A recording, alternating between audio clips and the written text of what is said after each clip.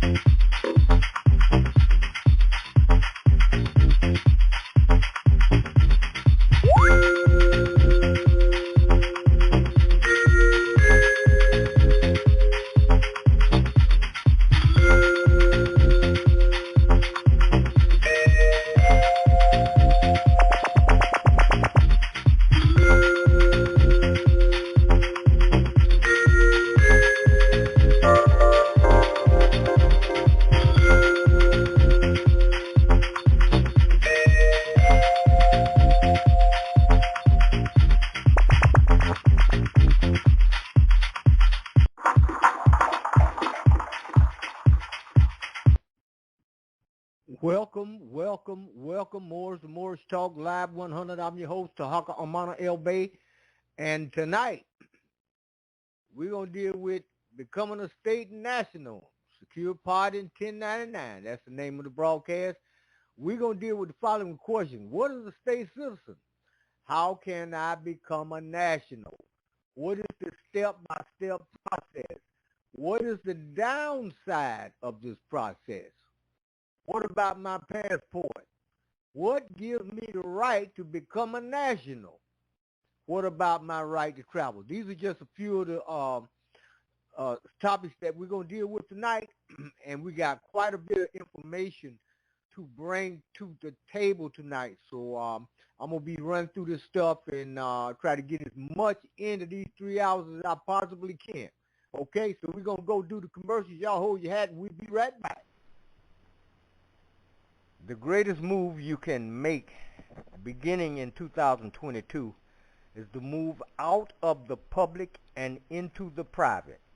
That's how you get rid of student loans, child support, mortgages, foreclosures, and all this kind of business. Go to TarhakaDebtElimination.org. That's TarhakaDebtElimination.org. Fill out my Contact Us form by leaving your email address, and I'll rush my free reports straight to your email box. Our economy is in shambles today for people who insist on living in the public. Move into the private. Make an easy transaction.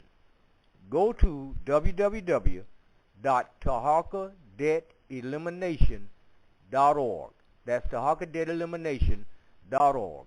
Fill out the Contact Us form, and I'll rush you my free report.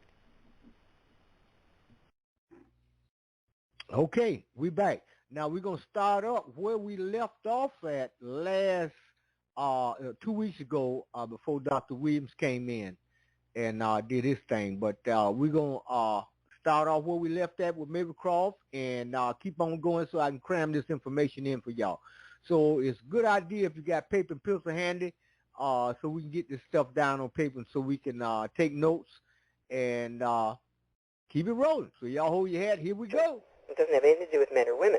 So I get a little crazy when people say, oh, you're a natural person. Mm-hmm. No, I'm not.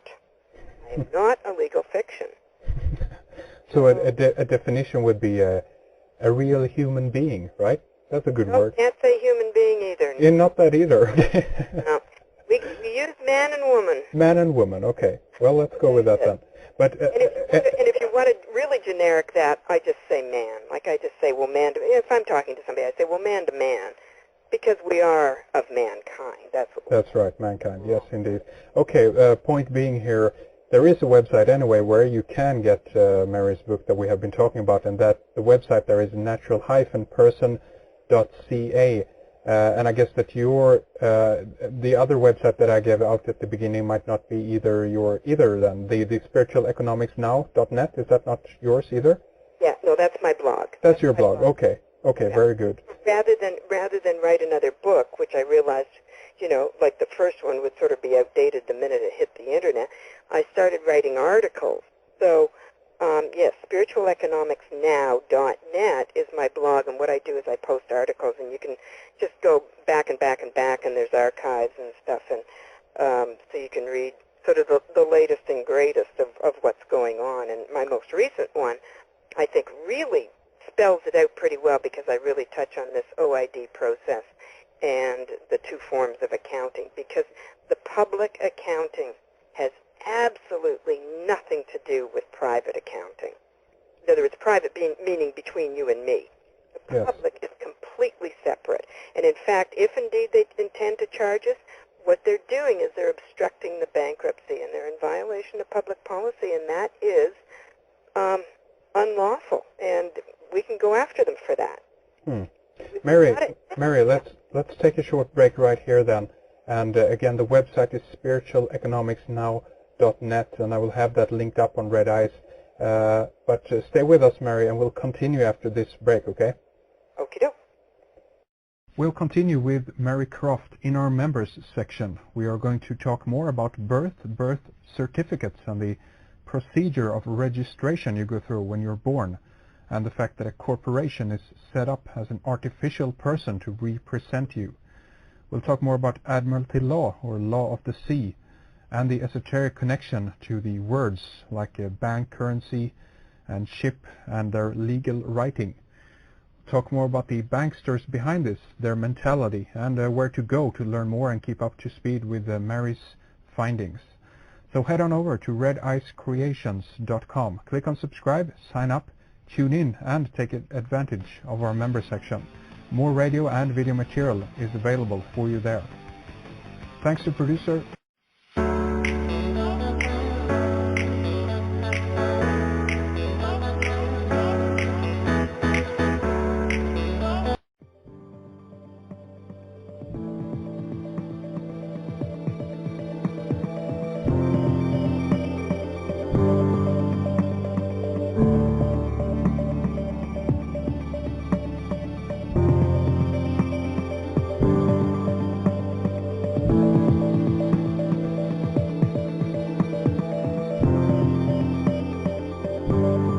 Welcome, Red Eyes members. We are talking with Mary Croft about money, banking, law, and commerce, and much more for that matter. A very interesting conversation.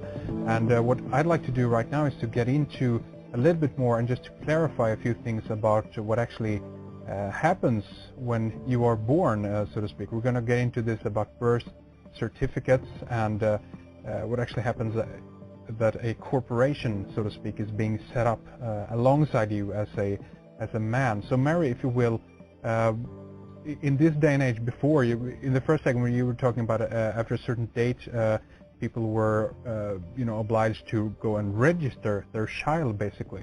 So what happens today when that takes place? At least if we are talking to it in the context of the U.S. and Canada, they go and they register the child to their government, so to speak. What happens at that point? Yeah, it's really it is quite a recent thing.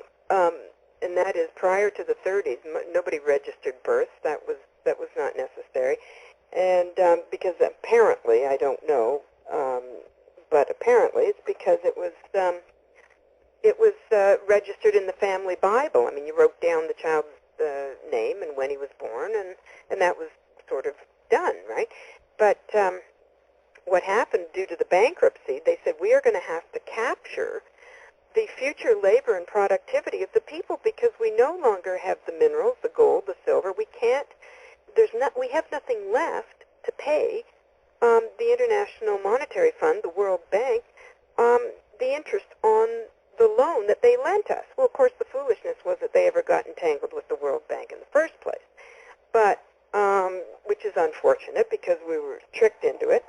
But that's the way it is. So then they said, well, what else can we give them? We've given them all the gold and silver, and by the way, there is no gold in Fort Knox, that same cliche. So then they said, the only thing we have is the productivity and the future labor of the people of the country. They will create the interest that we can pay the IMF. Otherwise, we're in deep trouble. So that's why, 50 years ago, well, not 50, okay, let's say 80, Yes. People just weren't, there weren't any crimes because there was no win for anybody. I'm not saying there was zero crimes. I'm saying there weren't anywhere near the number there are now because there was no win for there to be crimes. Consequently, I think it was Thomas Zaz who says the reason there are sick people is because there's doctors, not the other way around. In other words, they needed us to break the law so they could fine us in order to get the funds to pay off the interest on the national debt. So they started creating these absolutely absurd statutes. I mean, I don't have to tell you, there's over 60 million statutes, at least on this continent, where one false move and you've broken the law. Allegedly, apparently, that's what they say. Yeah. What about seatbelt laws? You weren't wearing a seatbelt. Well, who did that hurt? So that's not it. It's if we catch you, we get to fine you. And if we fine you, then we have that much more to pay the World Bank in interest. Well, as you know, the interest is just now completely vertical. So what happened was they said, what's the best way to do this? And that is tax them on every turn, every move they make. Applying for university, they have to put a signature. They have to an application. You used to be able to think back to when you and I were kids. I don't know how young you are, but anyway, they used to be able to go into a bank, say, you have bank accounts to offer, and they say, yep, and they'd hand you a signature card, and that was it. Mm-hmm. Here's your account number, your passbook, and thanks for the signature card so that when you write a check, we know what your signature is. And that was it. And now you have to apply for an account? Yes. It's insanity. And you have to agree to the innumerable terms and conditions of this unilateral contract. And and then they have your signature. And I don't mean on a signature card. They have your signature to this contract. So guess what? They start out by robbing you. Whereas that never used to happen. Not when I was a kid. So once again, I say you cannot go through a day without violating at least one of these statutes. Why? Because they want to fine you. They have to fine you because they're sunk. They know it's over if they can't pay the interest on the national debt. Yes, and to have traffic tickets, kind of minor things on the surface at least, this brings in the money in order to keep this system of debt going, isn't that right? That's right, but as I explained before, the money really doesn't keep the system afloat. Yes. What it does is it pays people like judges and municipalities and the people who are actually confiscating the cash. Because remember, when you pay any alleged debt with a debt, you've doubled the debt. So it isn't about offsetting corporate debt. If they truly and honestly wanted their books balanced, they would say, would you please sign this for me? Then I can take it over here. Then we can simply go into our computers and offset the debt that we just created by charging you. We can offset the debt. But offset of debt isn't what they want. They want a slave labor force, and they want the people in high places to have our cash, because they use cash the same way we do. Yes. Get what we want. So the best way to create a corporation that could be charged for all these misdemeanors and violations of statutes was to have women register their babies' names as a corporation. Now, it just so happens that one of my boys does not have a birth certificate. Now, if I had that was 17 years ago nearly. If I had it to do again, I would have gotten him a birth certificate. And I think even in my book I said we should not have gotten our kids birth certificates.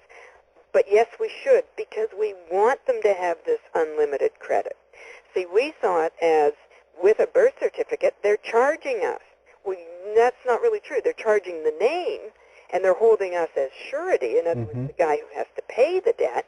But now that we know how to do that, see, now I wish I had a birth certificate. Then it could be turned into a benefit, right? Exactly. It's now a benefit to us. They can charge all they want, and it's no threat to us now. But back then, we were saying, holy cow, a birth certificate only gets you into trouble because they keep charging it, and we have to pay it. What if he didn't even have a birth certificate? There's no way they could charge him. Well, that's true, too. But, as you say, he's missing out on all the real fun.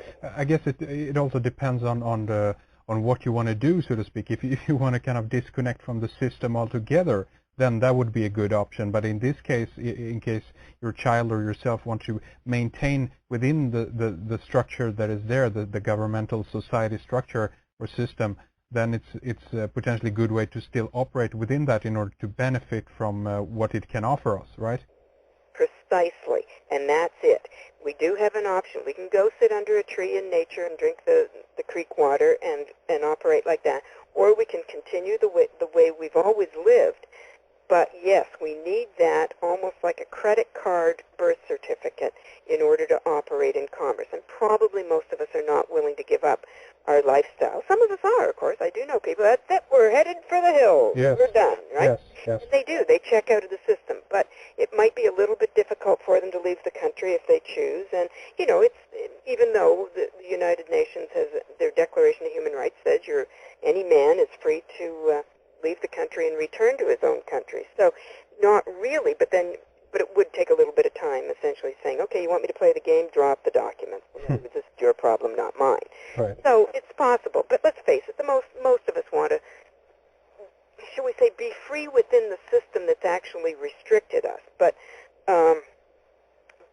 in other words, we now know there is a way to operate. So I have to come up with a way to get my son handled here. Do you think that there are people within the system that actually have learned this? Let's say the people within, high up in these big corporations or in insurance, what have you, that actually have discovered this or through some other means have actually learned to utilize the system in this way. Do you think that that's the case here?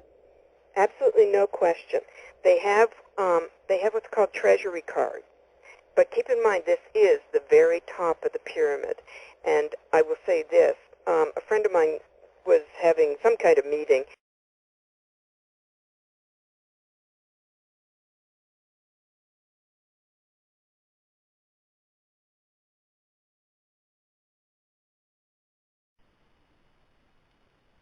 As a secured party and creditor, can you buy a home, a car, and other items you need and want?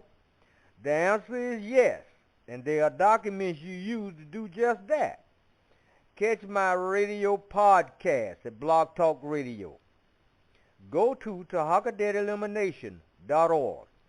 Fill out the box with your email address that say join our mailing list, and I will send you my free report.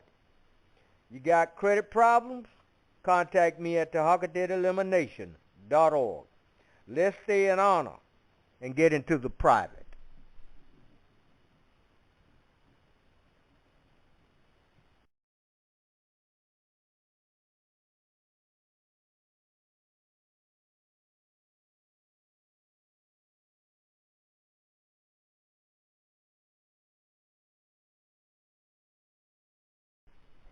When you know what the Internal Revenue Service is and what their job and duties are, you can use the correct way to deal with them. There's a remedy for you to use. When it comes to the IRS, go to tarhakadebtelimination.org. Fill out the box with your email address that says join our mailing list. The Internal Revenue Service is a private-for-profit corporation, but there are rules and regulations. Get my free report. Learn about what's going on in America today. That's TarhakaDebtElimination.org. Lose your fear for the Internal Revenue Service by knowing exactly what to do based on what you know about them and what remedies are available to you to use. TarhakaDebtElimination.org. Peace. And in attendance was a former vice president of one of the major 5 banks here in the provinces. And they were talking about this. And the VP, the retired VP, sat there with a stunned look on his face and said, you know, I knew there was something, I just couldn't figure it out. So even the vice presidents are not in on this. Right. It takes top CEOs, presidents, and literally the global elite. And yes, they have access to their treasury account that looks pretty much just like a credit card, and they can walk into Sears and put down this card and get their lawnmower, as if they do their own shopping, eh? But anyway, right. put down this card, and that card accesses their treasury account, which we have not been able to do yet, but we can circuitously. In other words, by that, when I say we haven't been able to do it, I mean we haven't gotten the card. But it's there, we know, but so far where we've arrived is that we simply hand out the correct forms, and then, you know, it's just a question of time before we get reimbursed. Okay. Yeah, sorry to interrupt, but again, I just want to clarify the forms and the specific that you're talking about right now. That is only something that is applying to people within North America. Is that correct? No. What I'm saying is these are tax forms. Now, what the people in Europe can do, if they're so inclined, is to do a little digging and find out which of their tax forms correspond with the same IRS tax forms. And when you grasp the purpose of each of them, then it's probably not so hard to find. However, I will say this, that my friend in England is having a heck of a time trying to match the British tax forms with the IRS forms. Even we here in Canada, I don't mean I'm in Canada, but I mean sure. the Canada forms. Sure. We're having a little trouble with that too. We're missing a couple. So what my friend in England said is it might just behoove everybody. Now imagine how bogged down the IRS is going to get. It might behoove all of us to get what's called employment identification numbers and international tax identification numbers, which come from the IRS. They're international, which means then you can dabble with the IRS. Now, this friend I just mentioned to you, I talked to her this morning, I said, you know, the joke is they're going to have to hire more IRS agents in order to deal with us. And I said, but they're sure not going to tell us. And she said, oh, yes, they do tell us. It's on the news that they've had to hire more IRS agents. And I said, well, I'm surprised they would tell us. And they said, well, they said that they've hired more because they're cracking down on us. And I said, no, that's not true. They're hiring more because we are now demanding reimbursement. We're demanding checks. And they had to hire people in order to get this handled. Right. This is good news. And, of course, she saw it as bad news, right? It's That's pretty interesting. funny. So things are looking up. We've got more IRS agents. Now, I know most people are going to hear that as, oh, no, now they're really going to come after us. No, that's not true. They've got more agents to do our work that we're demanding of them. Absolutely fascinating. Yeah, it's fascinating. Yeah. So, I mean, let's talk about that again, or backtrack yet a little bit again and talk about that they're setting up a corporation, correct, alongside when you're registering your child. Is that correct? Right. So they set up a corporation, which, of course, they can charge now, right? Because what happened was the mom turned over legal title. Keep in mind, there's equitable title and legal title. So they turned over legal title to the child, to the state, or in this case, the province, or whatever you call wherever it is you registered birth. So now they have legal title to that entity. And what they try and do is convince us that that entity is a man. And it isn't. Right. A piece of paper couldn't be a man. A name can't be a man. A picture can't be a man, right? Yes. Only men can be men and women can be women. But so inevitably, you hand the cop your driver's license and they say, "Is this you?" Well, what a moronic question. Of course it's not I. It's a picture. You're looking at me here. It's a representation of yourself, isn't it? There you go, yeah. And they try and trick us into saying that we are a name. For example, you go into court and they call the name, Sam Smith, and this guy stands up and the judge says, "What's your name?" And he says, "Sam Smith." Bingo, you just contracted in to being the one that got charged, when in fact it wasn't the man who got charged, it was the name that got charged, because the name is the name of a corporation.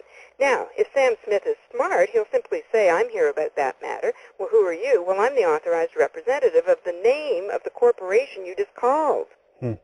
In other words, make the distinction, because what they do right from the get-go is they try and make us believe that we are that name. And when that name gets charged, whether it's a traffic ticket or whatever, that we're it. We're not it. But we can choose to be surety. Now, for a long time, we were avoiding suretyship, simply saying, I went to court one time, I said, "But that name is not I." Well, they locked me up for that, so I didn't do that again. But what I should have said, of course, is, "I'm the authorized representative. What's the charge? Here, I'll set it off for you. What's the problem? What's it going to take?" But so they get very upset when you try and deny suretyship. Well, now what we do is we take on suretyship. So instead of saying, "Nope, that's not me," we now say, "Sure. Here, I'll sign for it. What do you want? Go ahead. Tell me. How much? I'll sign for it. Right here." I'm not frightened of suretyship anymore. Where we used to be, we were saying, well, if we admit to being the name, then they'll come after us. Well, no, we make it clear that we're not the name and that we are willing to handle the charges. But first show me the charges, and they tend never to do that. But that's another thing. So getting back to the corporation, they created the corporation for the purpose of charging. Simple as that, in order for them to create debt on the books, so that we will pay their debt. But it's their debt, not ours. Same as credit card. I get crazy when people say, "Oh, I've got so much credit card debt." I said, well, no, you don't. The credit card company has the debt. Now, you want to set it off for them, or are you going to slave labor for them? Yes. I mean, it's incredible, the system that has been set up here and how it's being used. And I even want to go back to the idea of why the fact that this is something called, we can call it Admiralty commercial law, or some have referred to it actually as the law of the water, and even in regards to how we the names and the etymology that we use. You just mentioned suretyship, for instance. We're talking about these kind of it's like it's a law of the water, right? That the commercial law has to do with waters and commerce in regards to how ships were trading in way back when, many hundreds of years ago. Is there any connection at all there, do you think? Oh, you're absolutely accurate. And my favorite example, of course, is the word birth. Yes. Ships are birthed. Yes. Babies are born. But they call it birth. I mean, if that's not right from the get-go, Talk about trying to make us or put us into Admiralty maritime law. You're right. I mean, and it never ends. I mean, the number of words that, well, you just picked on suretyship, yeah. It's endless. The number, of course, person is my favorite, but, and includes. The word includes. Okay, for example, it took me years. You'd think I would have done this, but only about in the past year I looked up the word Canada. Mm-hmm. You'd think I would have done this sooner, but anyway, I looked up the word Canada, and what it said was, first of all, it said, for greater understanding. Well, doesn't that immediately make you think, well, where's the other understanding? Like, did you write something before this? So what do you mean by for greater understanding? Greater than what? Anyway, so you keep reading, and it says, Canada includes the inland waters and the territorial seas. Well, it just so happens that the word includes means. What? It doesn't mean, for example, if you and I have a party and we say, well, let's have a party and let's include the neighbors. That means you and I have some friends here and also the neighbors, right? Mm-hmm. What they mean when they say let's have a party, and that includes the neighbors, it means only the neighbors. So when they say Canada includes the inland waters and the territorial seas, it means Canada means only water. Really? There is no land called Canada. Huh. It's only water. So when people say, were you born in Canada? I say, do I look as if I have fins and gills? No. Right. I was born on the land. Yes. And in attendance was a former vice president of one of the major 5 banks here in the provinces. And they were talking about this. And the VP, the retired VP, sat there with a stunned look on his face and said, you know, I knew there was something, I just couldn't figure it out. So even the vice presidents are not in on this. Right. It takes top CEOs, presidents, and literally the global elite. And yes, they have access to their treasury account that looks pretty much just like a credit card, and they can walk into Sears and put down this card and get their lawnmower, as if they do their own shopping, eh? But anyway, right. put down this card, and that card accesses their treasury account, which we have not been able to do yet, but we can circuitously. In other words, by that, when I say we haven't been able to do it, I mean we haven't gotten the card. But it's there, we know, but so far where we've arrived is that we simply hand out the correct forms, and then, you know, it's just a question of time before we get reimbursed. Okay. Yeah, sorry to interrupt, but again, I just want to clarify the forms and the specific that you're talking about right now. That is only something that is applying to people within North America. Is that correct? No. What I'm saying is these are tax forms. Now, what the people in Europe can do, if they're so inclined, is to do a little digging and find out which of their tax forms correspond with the same IRS tax forms. And when you grasp the purpose of each of them, then it's probably not so hard to find. However, I will say this, that my friend in England is having a heck of a time trying to match the British tax forms with the IRS forms.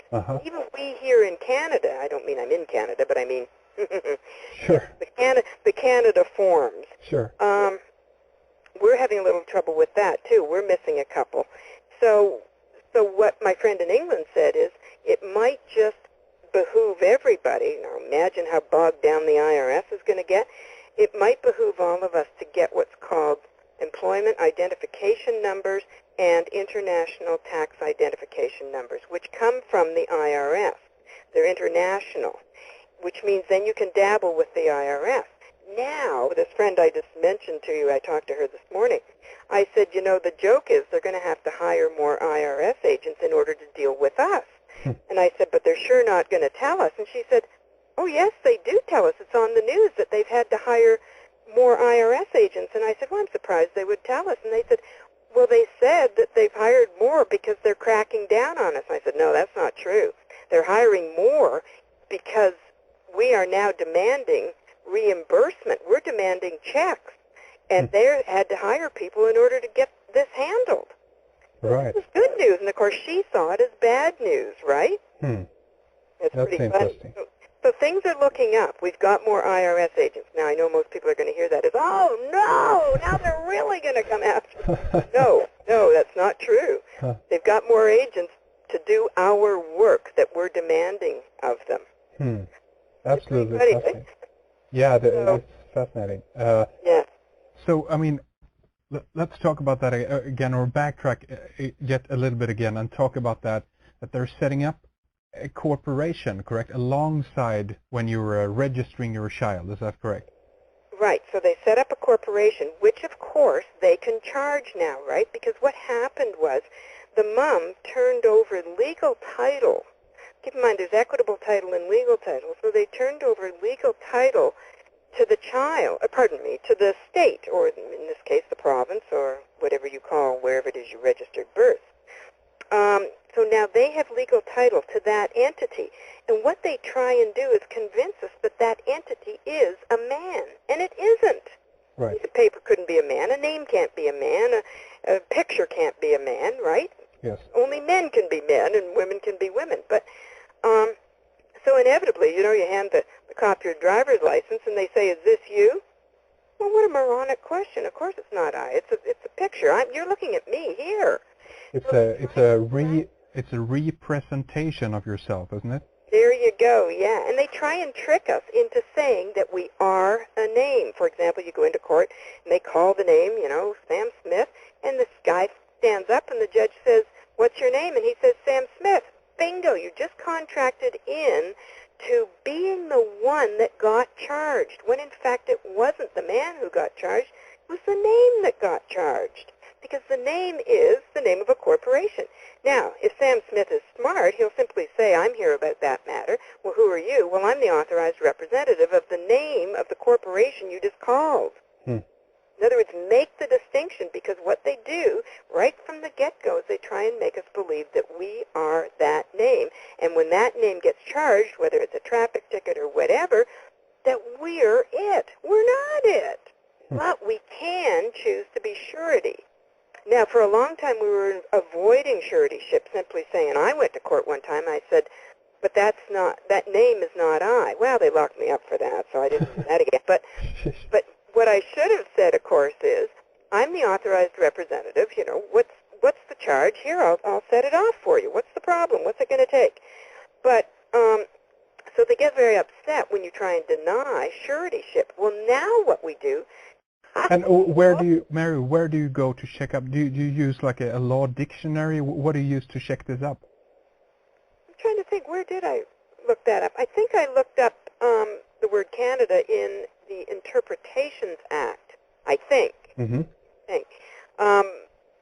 Yeah, I think that might have been it. And the word includes, but you got to remember, there truly is a language called Legalese. I mean, it truly does exist. What did you call it? Say it again. It's called Legalese. Uh-huh. Like, it really does exist, and it's the language of lawyers, of the bar. Yes. And they change the meanings, as you can see. I think includes is my favorite, but the other one is person, and person means corporation or legal fiction. It hasn't anything to do with man-woman. So when somebody says, "Well, you're a nice person," I mean, when I hear that, well, actually, no, I'm not. I'm a woman. Maybe a nice woman. I may not be. But so, this is just sort of for the purposes of training. Yes. People up on their language. But that's fun. And once you get over that, that's enough. But but the words are absolutely incredible. For example, you'll always hear it in court, or well, do you understand? Well, no, I don't understand, which means I refuse to stand under your jurisdiction. You haven't proven any authority over me, so no, I do not stand under it. I don't understand. And yet they're pretending that what it means is, do you know what the hell I'm talking about? Right. It's not what they're saying, but it's what it sounds like. So they'll trip you up at any turn. And so it does help to know the meanings of a lot of these words, most of which will absolutely stun you when you go, "What? Is that what they mean?" Yeah. I mean, it really is it's downright deception. But I mean, they're having fun with it. Does this draw us back to the those who began this system? I mean, again, I'm thinking back to the old kind of merchants and those who were the initial kind of traders between nations, and that they were setting up a kind of a artificial system to operate outside the normal law of the land, so to speak, and that when they were doing this, they could also consequently supplant this later onto the law of the land, and now everyone is actually operating within this law of water. So do you think there is a connection? If you go back a little bit, I mean, we could talk about the Templars, what have you. We can talk about the originators of the banking system itself, right? Isn't there a big connection there? Yeah, I think you're right, and I confess I'm not completely up to speed on the history, but you're absolutely accurate about the fact that it all did start on the high seas, and it had to do with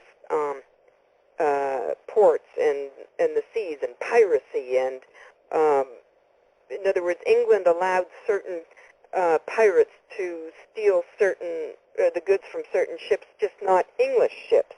It was, it's barbaric, Yes. and how this all came about. And yes, it all had to do with trading, and I'm sure the East India Company, and all this comes into play. Well, then, in order to control the people on the land, they just carried it over. Yes. And they used the same words, birthing, and so essentially, and even we call our bodies vessels. Yes. They're vessels. Like, you know what I mean? It's so absurd.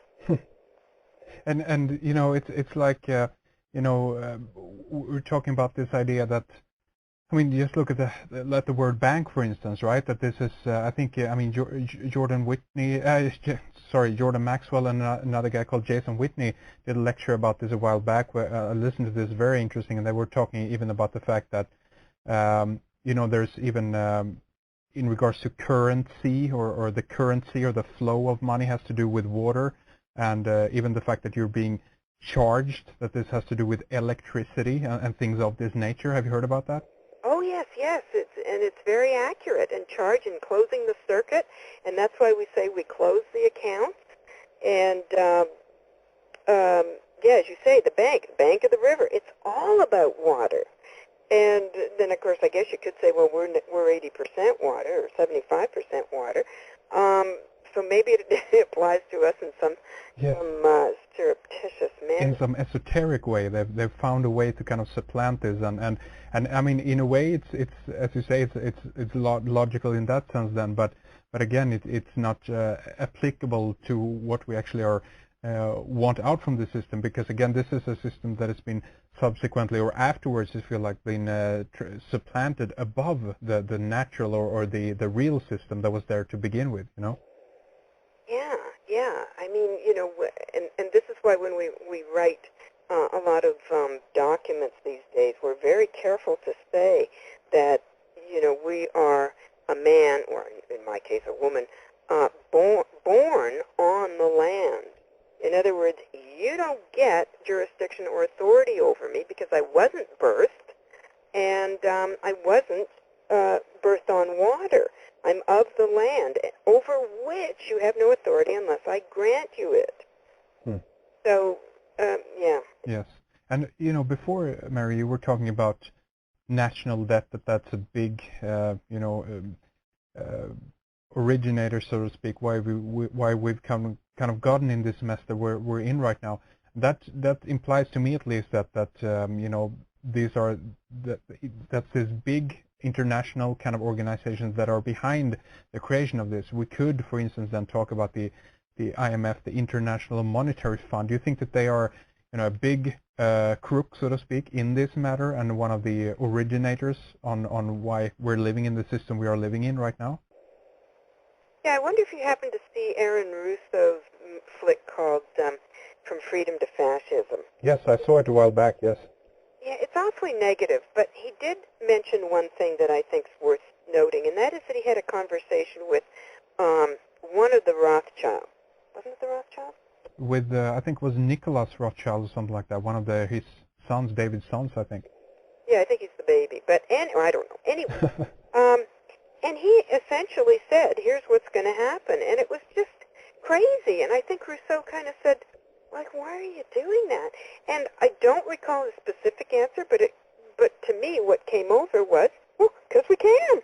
Yes. Like, why not? Yes. It's a game for us. Congress is a game to these people. They created this craziness, and they thought, hey, we can rule the world. We can control all the people in all the world. And, hey, what fun. Let's try this. Yes. So I don't, I'm not saying that they're evil. I actually think they are, but I'm not saying they're evil. I'm saying this is just their role on this planet. They just said, they came up with this scathingly brilliant concept, and they said, let's try this. Let's see what happens. So they implemented a banking system which was based on debt, which is insanity, as you know, is based on usury. And usury is ethically, or I guess I should say it's unethical. Yes. Because it's just something you would not do to somebody you love. Exactly, and the important thing here as well, I think, that you mentioned is that they haven't asked permission from anyone to do this. They just kept themselves in a position just to do it. They have done it, and I'm drawn back to that old statement that if you're I don't know what the originator of it is from, but it basically states that if you're dumb enough, so to speak, to go along with it, then you kind of deserve to go along with it. And that's the kind of mentality behind some of these people, that they have this idea that, if you're not looking at the details and studying the system that you're involved in, you're potentially might be fooled by it. And to a certain extent, I agree with that, because you need to know what the system is all about, right? If you're gonna, especially if you're in the system that is that you can utilize, because what you have explained for us here is that if you're in this structure, in the system, you can actually use it to your benefit. But that means that you have to be smart enough in order to learn how to operate it. Isn't that right? That's right. And the thing that we find most annoying, of course, is that most people don't even want to know this. Yes. And so we're forced to walk away and say, well, darn it all, watch out. And especially people, who are, the old, you're never a prophet in your own land. You can say it to your friends, and they just sort of say, well, I don't want to talk about that right now. And I think, well, okay, I mean, you can only lead a horse to water, but if they have no interest in their own personal survival, then, it's like I can't want something for someone more than he wants it for himself. So, yes. I think they're going to be out of luck, and then they'll wonder why. They'll wonder what happened. And yes, I do think it's our job. Now, here's what we have against us, of course, is a fraudulent education system. Yes, of course. Frauds. Of course. Talk about darling little active children to listen to this programming, this nonsense about, oh, good grief, it drives me crazy. I mean, and then, of course, you have to say, what parent would do that to a child, to put him someplace where, well, don't get me started on the education system. Pardon me, the school system. I don't have a problem with education. It's schooling. It's definitely just wrong for children. Anyway, so then, but here's the thing, and I said to a friend, I said, it's funny, my parents' generation missed the boat completely.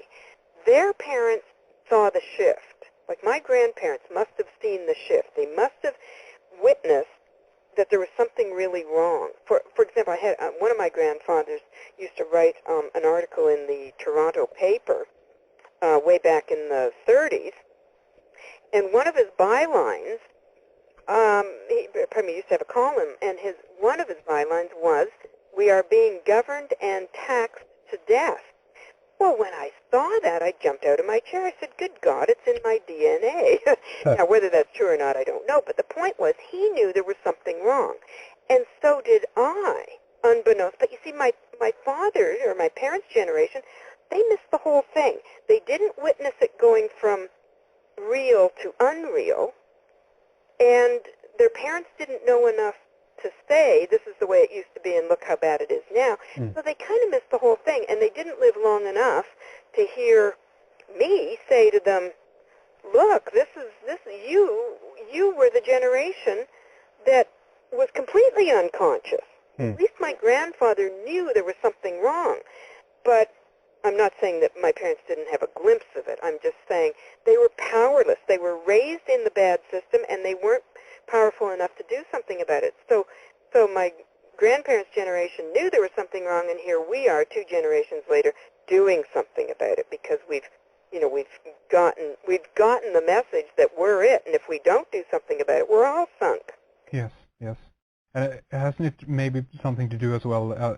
It depends on the nature of the time that you're living in. If you're kind of in a happy state, so to speak, if your surrounding is good, you're having a good job, you have the money, you have kind of no reason to upset the system, right? And you don't want to rock the boat in that position. But if you're under some kind of pressure, or the system that you're in isn't providing for you, then you consequently begin to ask questions as well. So in a way, it's kind of good that these kind of minor little tragedies, if you will, that temporarily financial system is a bit low, but that spawns people to actually ask questions about the system itself and the nature of it. Isn't that right? Perfect. You are right on. That's exactly it. let's face it, we all know wealthy people who say, well, I'm hardly going to do something about it. It's worked for me. Yes. But we know way more people who have been beaten up. I mean, I said to a friend yesterday, I said, I don't even think I associate with anybody who hasn't been to jail.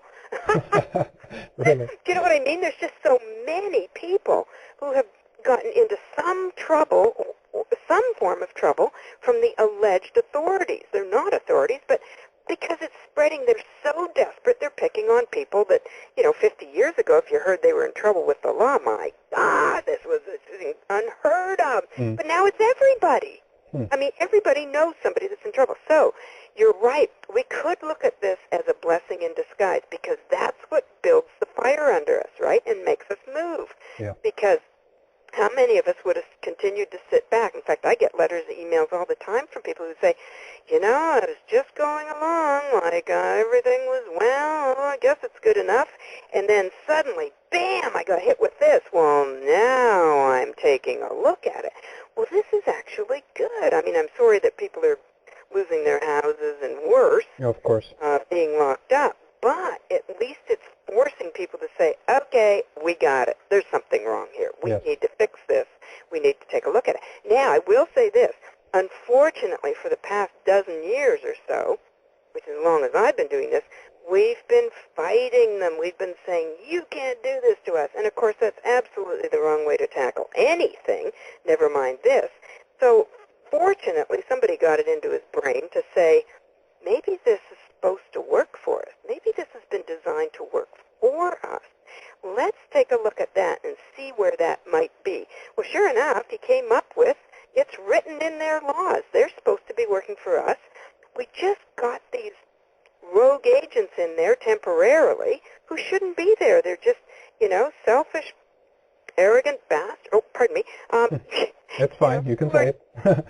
Yeah, okay. So anyway, who are essentially just taking advantage of a situation. Yes. And they're not serving their brothers, and that's going to come back and bite them. It really will. They're going to be sorry someday that they've hurt their fellow man, because you can't get away from that stuff, can you? So anyway, the way to fix it is simply to say, do your job, and if you're not going to do your job, then I will file a commercial lien against you, and that will freeze everything, and that'll make you do your job. So it's kind of, but you don't tell them, you just do it.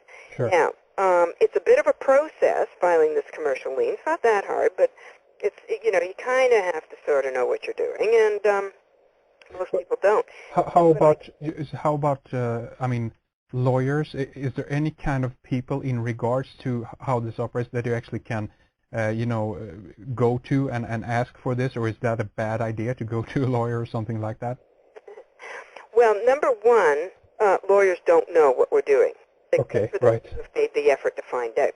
Right. They're completely in the dark. In other words, you think about people who have been misled. Holy jumping. So not only do they not know, if you go to them, because they're so dependent upon their position, like they've been so brainwashed, they'll defend their position right or wrong. So there's really no point in talking to them, right?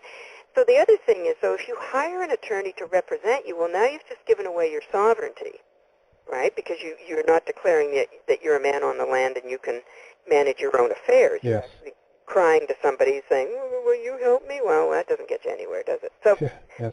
I'd leave the attorneys out of it.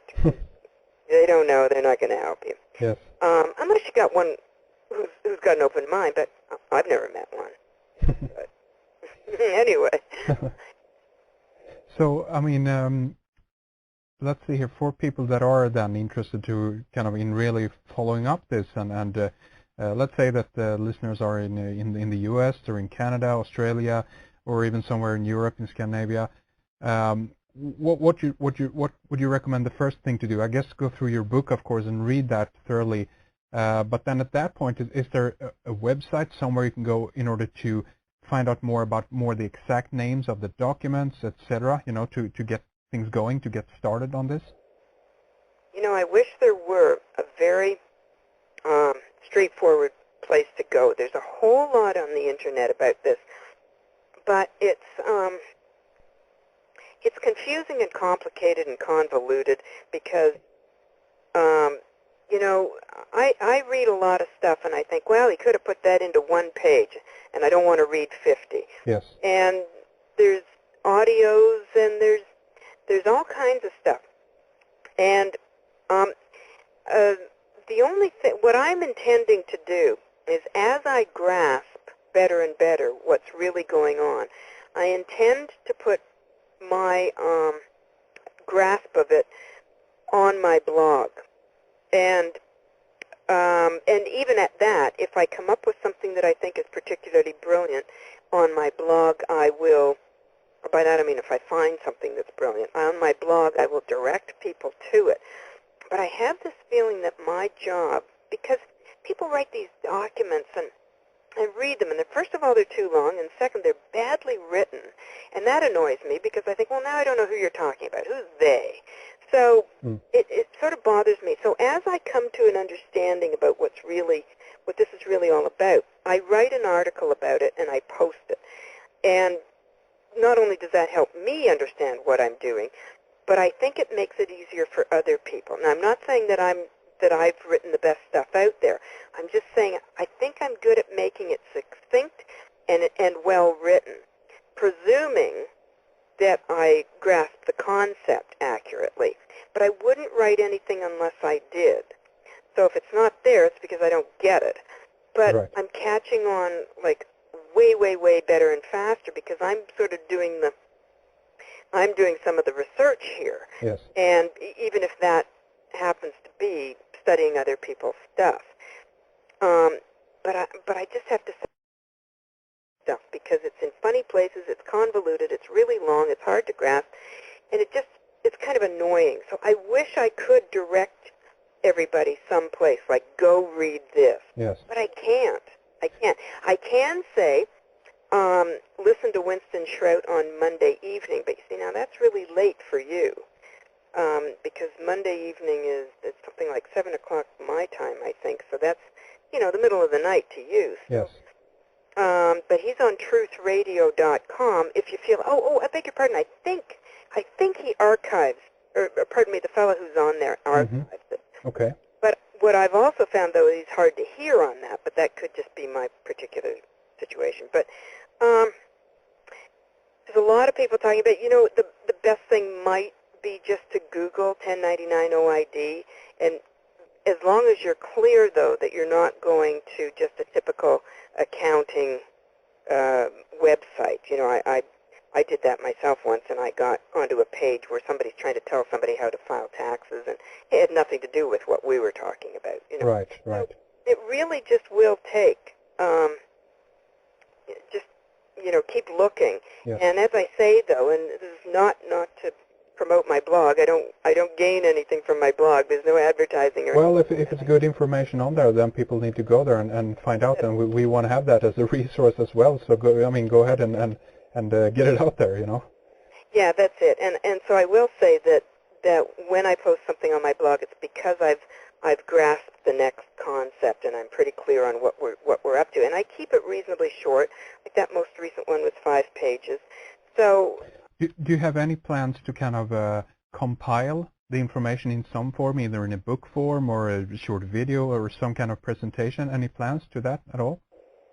Well, I would. I mean, I did think of putting all the articles into a book, but then I figured, well, if they're already posted on the blog, then people can go back through and just take a look at them. And none of them is very long. Sure. And a lot of them are thought-provoking. For example, how to handle, in other words, the biggest cause of the authority issue is the fact that we answer their questions. And we're not meant to answer their questions. They're the public servants. We're meant to answer theirs. So I wrote an entire article on that. And it's like when you get it through your skull, you go, oh, good grief. That's how I got myself into trouble, was I answered them. They don't have any authority over me, and they don't have any authority to ask me any questions. What's your name? Who are you? Yes. Right? Same as we treat somebody we don't want to talk to. I mean, yeah, like why have we fallen for this? It's because we were raised with a lifetime of it. The policeman is your friend.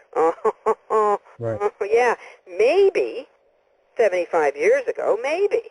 or maybe even 50 years ago, but not now. Yeah. They're out to collect. They're out to collect. They're revenue collectors. Yes. Mm. So That's anyway, I wish I was going to say I wish I could direct you to something that's right on top, but it is all over the place. In other words, if you Google it, you'll find something. But stick with my blog too, which you've already said is, well, it's spiritualeconomicsnow.net, and I'll be writing it as I get it, like as I know. Yes. So, very good. We'll have that linked up on our website again, of course, for people who want to dive into it further.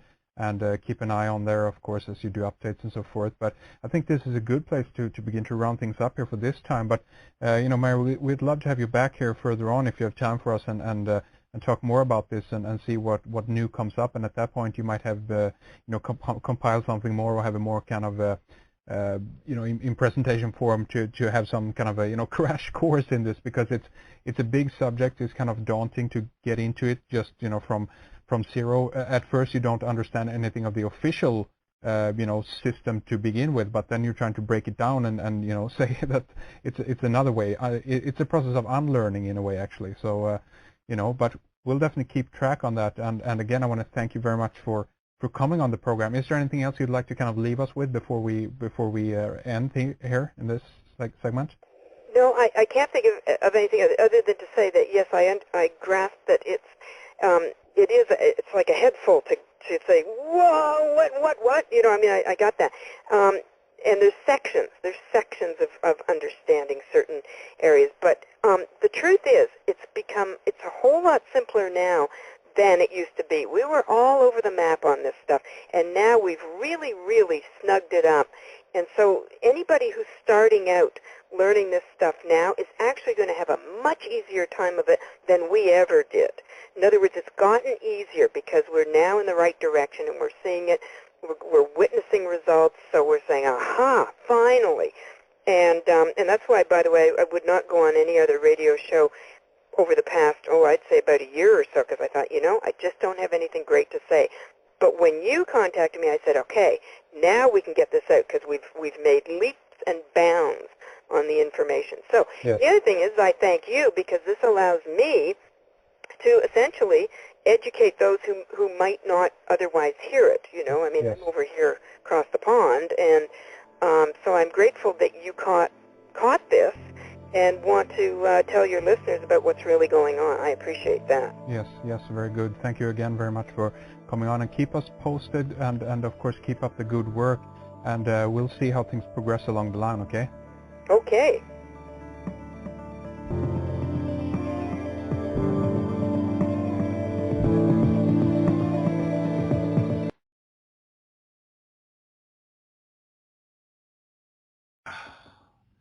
Finally, this video. Okay.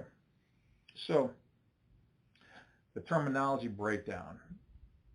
Okay, for those people who are out there asking about, well, what term is it that we're trying to claim? What is truly a U.S. national? Okay. National means you were born and loyal to the land underneath your feet. Okay, so for some of these people who are like, I'm a nationalist, whatever, they can call themselves that, and they have their agendas, and some of them are pushing the whole white aspect of it. Well, I'm a patriotic nationalist, except it's not what we're saying here. Zip. So I did get those emails, comments, whatever. It's not what we're saying here. A true national is a person born here. Doesn't matter what color you are, and you're claiming this land to be yours by my birthright, okay? A U.S. national, you're saying that all the states who got together to form this more perfect union, okay, come together as a nation. That nation is what we operate underneath. So if one state is not doing it and one state's doing it, you have the ability to say, well, I'm operating underneath this, so if they're free, I'm free. If they can have guns, I can have guns. If they can do this, I can have it. So unless all of them veto having something or agree to doing something, that's where it kind of would then apply to you. Doesn't mean you're completely free. There's absolutely no rules and laws and regulations. Ooh, let's get crazy. It's the fact that you have the freedom of choice. You also have in there, because that's what they're doing, is they're existing under these God-given rights, freedom of happiness, pursuit of happiness, land rights, all these things, okay? Right, their own property, guns, whatever. Because most people can govern themselves accordingly and very professionally, It's always for that 5% or whatever it is. I think it's actually less than that. But anyway, so when you then say, what is a non-U.S. national? Okay, so you're saying you're not. As a secured party and creditor, can you buy a home, a car, and other items you need and want? The answer is yes, and there are documents you use to do just that. Catch my radio podcast at Blog Talk Radio. Go to tarhakadebtelimination.org. Fill out the box.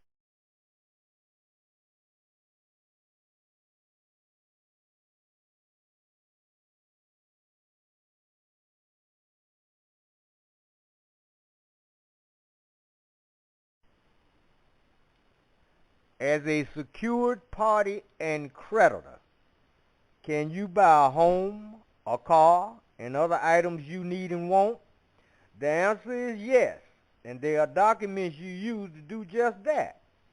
Catch my radio podcast at Blog Talk Radio. Go to tarhakadebtelimination.org. Fill out the box with your email address that say join our mailing list, and I will send you my free report. You got credit problems? Contact me at tarhakadebtelimination.org. Let's stay in honor and get into the private.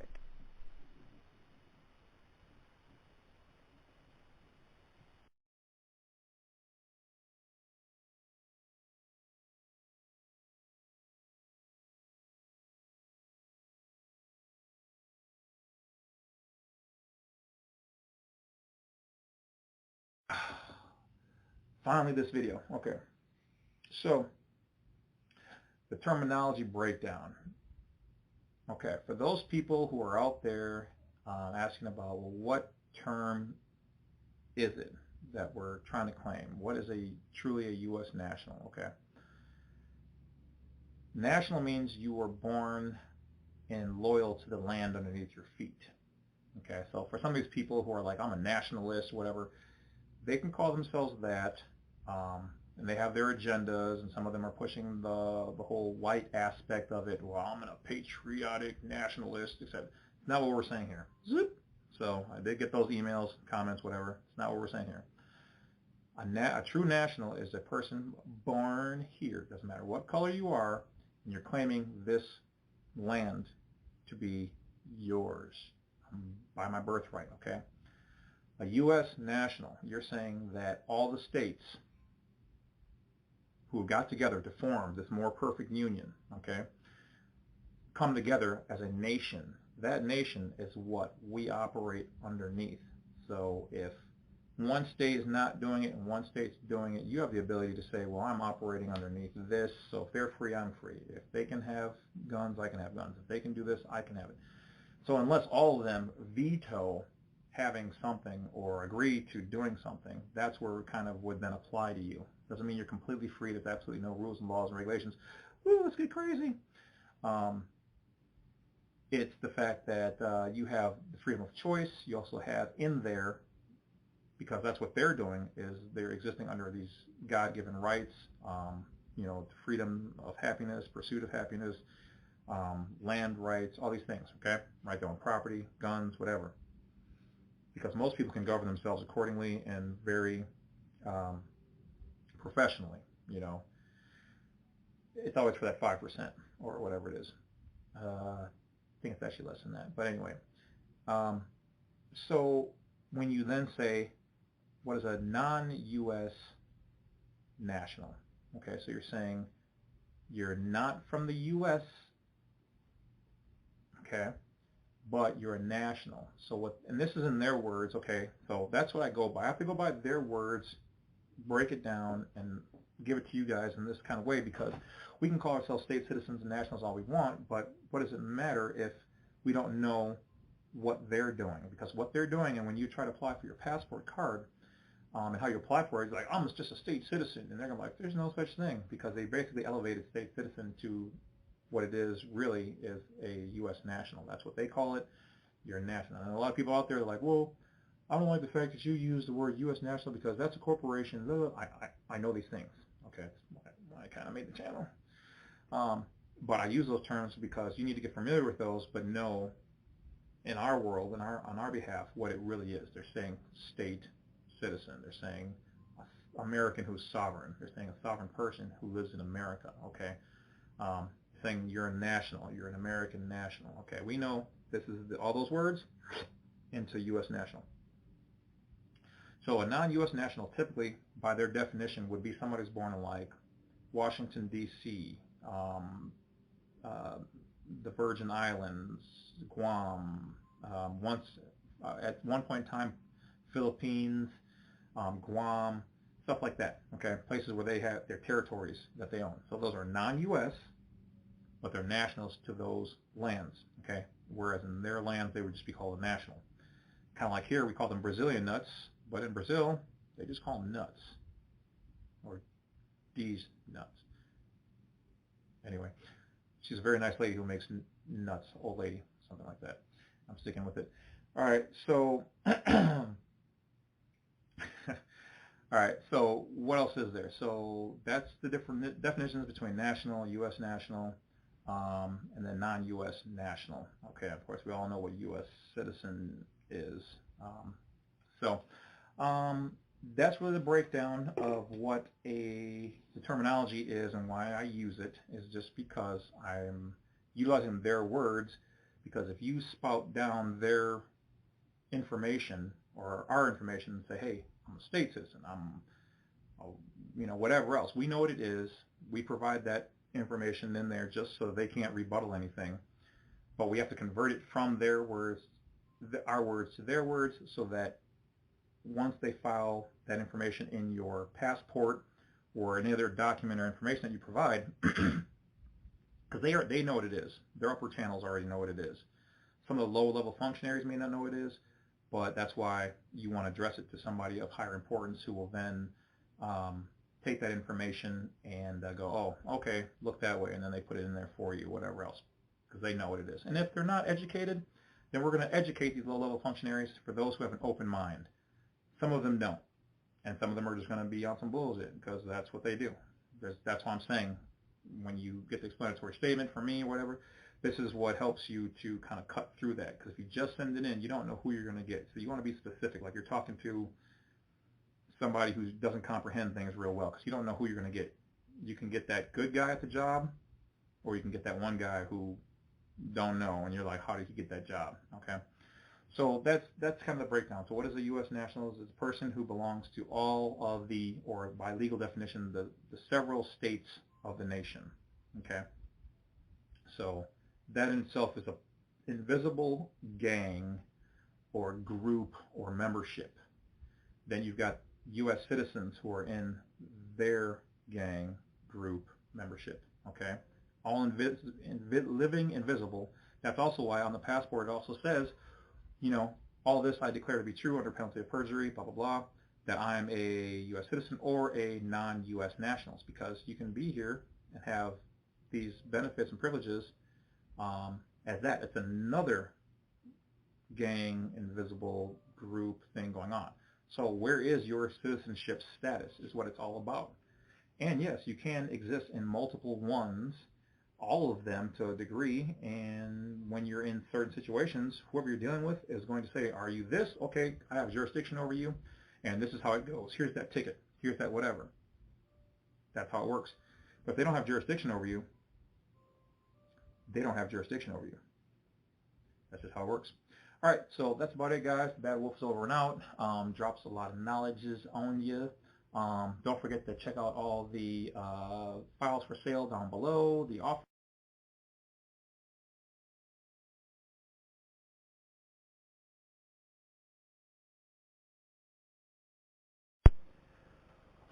What's up, friends, family, fellow wolves? Okay, so these next couple of videos are kind of based off of people's questions that keep popping up. This one's going to be kind of like titled, Where Do I Start, or How Do I Start to Become a U.S. National? How did this all begin, and all that good stuff. So if you're watching this for the first time, good for you. You have begun the path of waking up within the Matrix.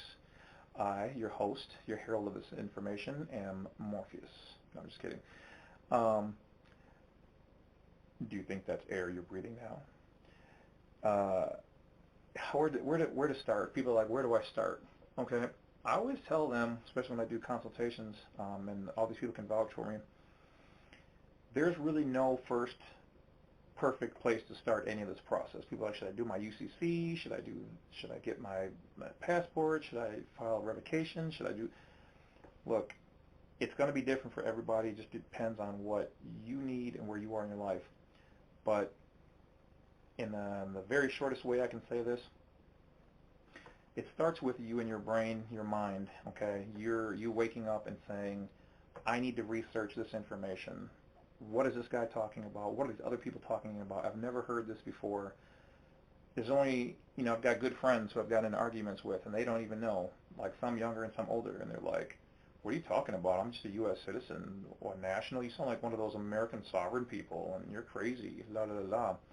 Until they start seeing that I'm living in the private, and I'm not dealing with nearly the same kind of stress levels and whatever else. Doesn't mean you still don't get bothered. You still don't get the occasional letter, from these people, but that's fine. And I send them an even stronger, more powerful letter back, and then it goes away because of jurisdiction. That's where all this really starts. But a lot of people don't understand jurisdiction. That is the line in the sand. Which team are you on? Okay.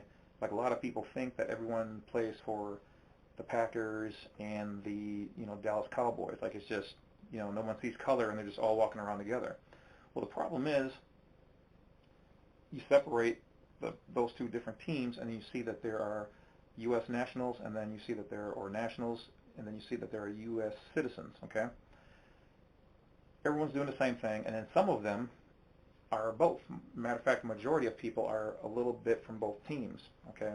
But you by birthright were born a U.S. national. And the reason why I use that term is because the Department of State currently uses that.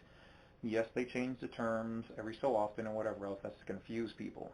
The word U.S. national is synonymous with national, which is also synonymous with non-resident alien, which is what the IRS uses.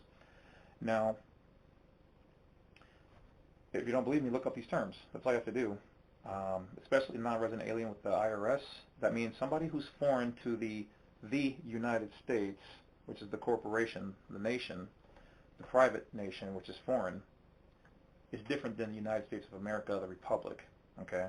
Look up the definition of the United States. There's like 5 or 6, 7 different definitions of it by law. Okay?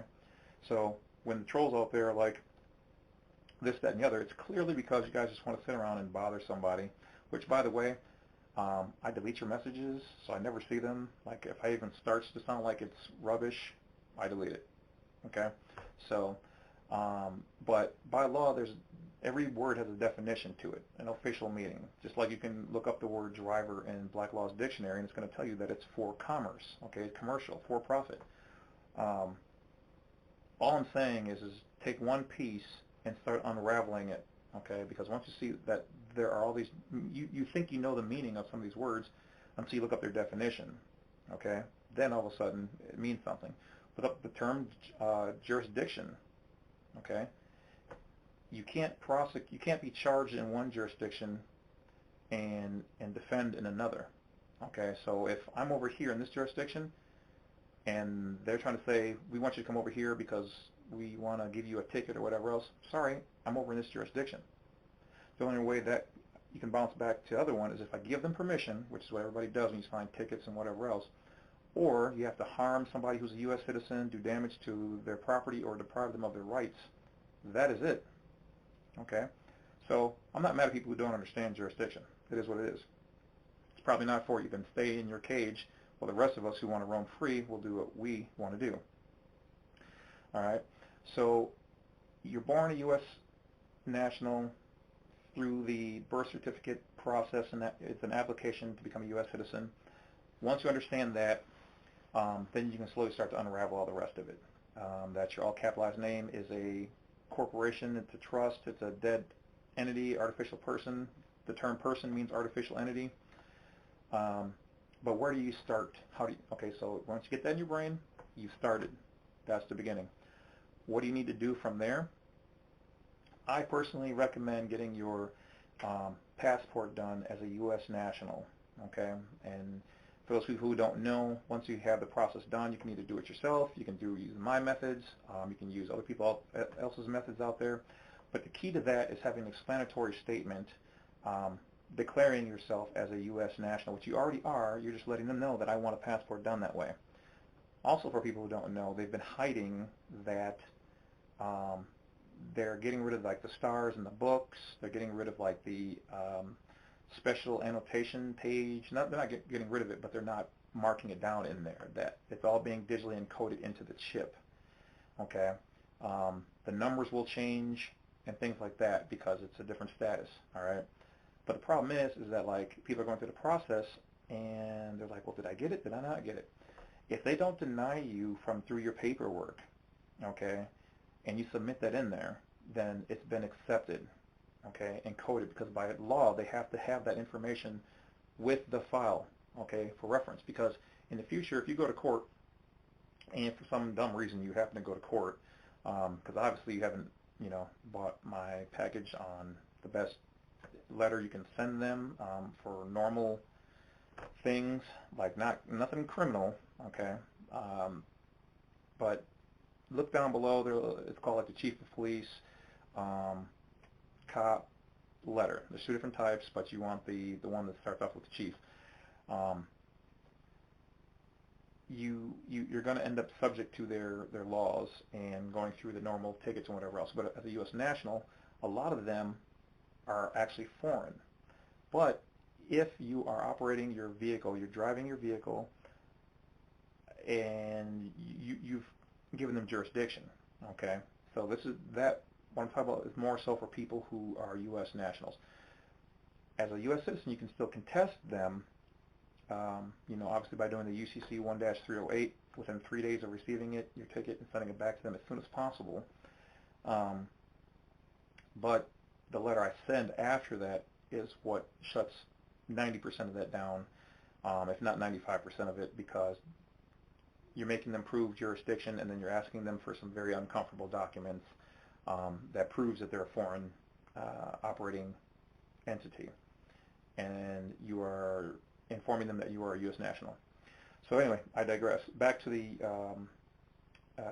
passport.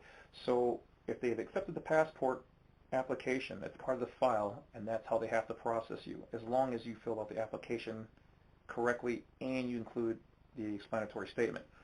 You're going to try to avoid all of their traps, and the explanatory statement supersedes a lot of the information, but if you do commonly stupid things like use zip codes or put in all zeros for your social, things of that nature, you could be pulled into their jurisdiction. Even the all zeros thing, they can look, that could be considered fraud by them, and they can go after you. So so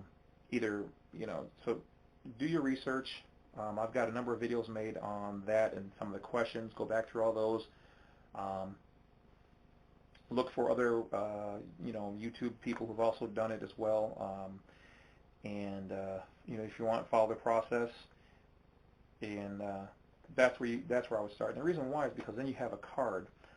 Once the federal government, Department of State, which is the big boy on the block, has declared you as a U.S. national by sending you that card, whether they put it on there or not, like I said, it's all encoded now. The card still has asterisks or stars on it, but still yet to this day, no one 100% knows what all of them typically mean. But you want at least three. Three is the middle ground. That means that you're living in both worlds as a U.S. national and a national, which is not bad.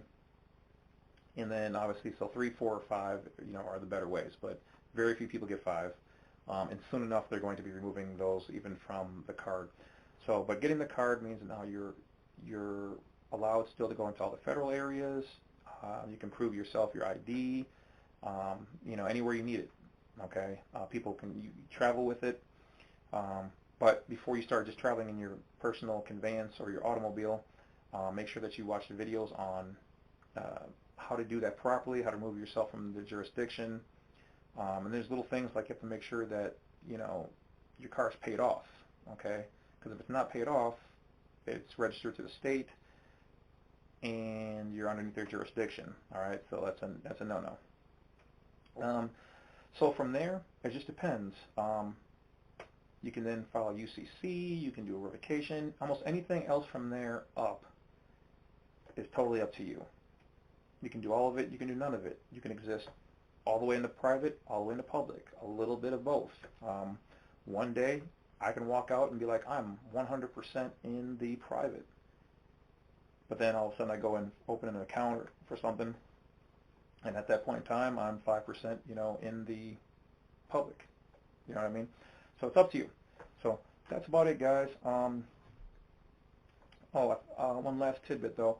If you do try to distance yourself from the public side, make sure you either don't or rarely use your social, because when you use that number, you're re-upping your citizenship status with them, okay? It never really times out, but if they ever pull you into court or try to verify that you are a U.S. citizen and they keep seeing you using it, bang, bang, bang, bang, bang, just apply for a new card, just apply for this, you're utilizing the benefit. The more you continue to utilize the benefit, the more they can stick it to you, okay? So I would recommend using an ITIN number, Individual Taxpayer Identification Number, and you can get that from, you know, Department of Revenue. So there you go. That's about it, guys. Take care. Stay wise. Stay smart. YouTube, it's your boy, back at it again. So dropping that knowledge on you knowledge seekers. All right. So you're checking in because you like the title, which should say, how do I declare my U.S. national or state citizenship without a passport? Okay. Now, I addressed some of this in a previous video. I didn't go into all of the entirety, which I'm going to do here. But when you're born, you are a national.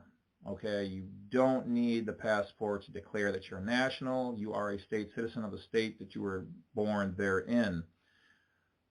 But so when your parents get you your Social Security number, start, you know, telling you got to get a job and paying taxes and all those other things, these are all contracts, whether they're verbal, nonverbal, or situational, whatever, that have either declared you a 14th Amendment citizen and basically contracted you under subcontract for you to be a part of their system or a federal citizen.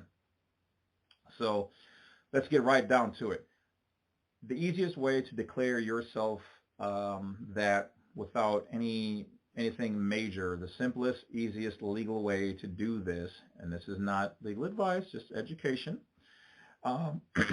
is to write your own statement saying, I, whatever your name is, declare myself to be a state citizen of your state. I declare all this, you know, under penalty of perjury and whatever, that I was born in this state. I am a living being by this exact spelling of my name with your capital initial and then all lowercase lettering for your entire name, and not to be associated or misconstrued as a non-living being or entity or a corporate entity such as, and then put your name in all capital letters, but then put that you are the authorized agent thereof, but assume no liability, okay? Then you're going to want to take that, and if you have any specific like religion or whatever else, add that in there. If you want to add whatever else comes to mind, like, you know, all this before, you know, the God of Abraham, or, you know, anything like that. You want to say all that kind of stuff, and then put in there that I am not, you know, a 14th Amendment citizen. I'm not a federal employee. Nothing but a United States of America republic born in the 50 states of the United States of America,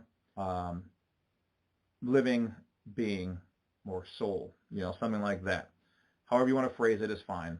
You get that all typed up on your computer, printed on paper, and then what you're going to want to do is take that, and if you have a friend who's willing to do this either to or just to witness this, have them come with you to a bank or down to your city hall to get it registered with the city, but get it notarized, and have them available, your friend, with their ID as well, proving that they are who they say they are, and have a space in there for your friend to sign. And if you can have 2 people, 1 is good, 2 is great, 3 is even better, but at least you, your friend, and then the notary, that's 3 people. That's all you need to declare it. So, but some people are like, well, why do you need a passport? Why do you have these passports, saying that, declaring yourself as a U.S. national, or a state citizen. The reason why is because for those of us who've gone further down the rabbit hole, if you will, it's because when you declare it through your passport, it adds bite to it because you're declaring it to a multi-billion-dollar agency, to the government and their various parties, everything associated with your Social Security numbers and such information. Now, when you do that, it's the same as declaring it on your own, just with a notary, without having to do it to the passport. But with this, it's important because they're going to issue that information into the card.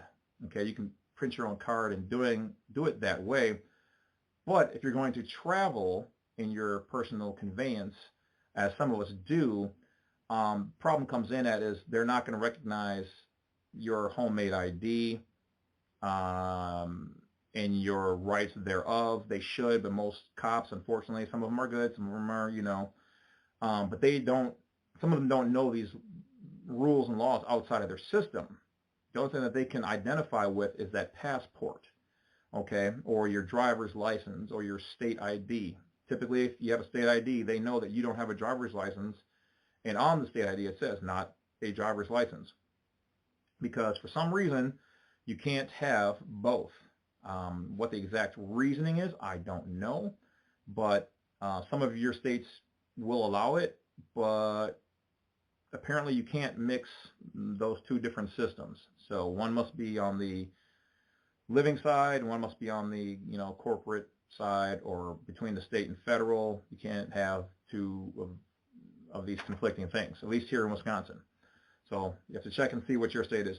Now, some people were asking, why is there, how does that work with rights and stuff? Well, you've always been a national. You just became also a 14th Amendment citizen unknowingly, okay? So depending on what crime or thing you've done, that's why you get put in certain different courts, okay, in front of a magistrate or judge, if you will, so-called. Supreme Court is really the only place where there's an actual real judge who could actually really sentence you and things of that nature.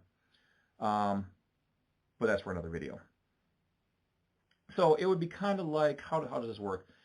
If I or anybody were to join, like, another nation, Moor Nation, Islam Nation, whatever, as a citizen, you have your American rights in America. If you're in any area that's considered their jurisdiction, then you have those rights that are involved in their nation. American rights are not going to play a factor in their nation, and their nation laws are not going to play a factor here. Though a lot of them, if they see you, it's kind of like you're visually become in the bubble of their territory, and you might have to conduct yourself a certain way. But the 2 different laws, or laws of each nation, you have to abide by as such when in such, okay? So that is really how to do it.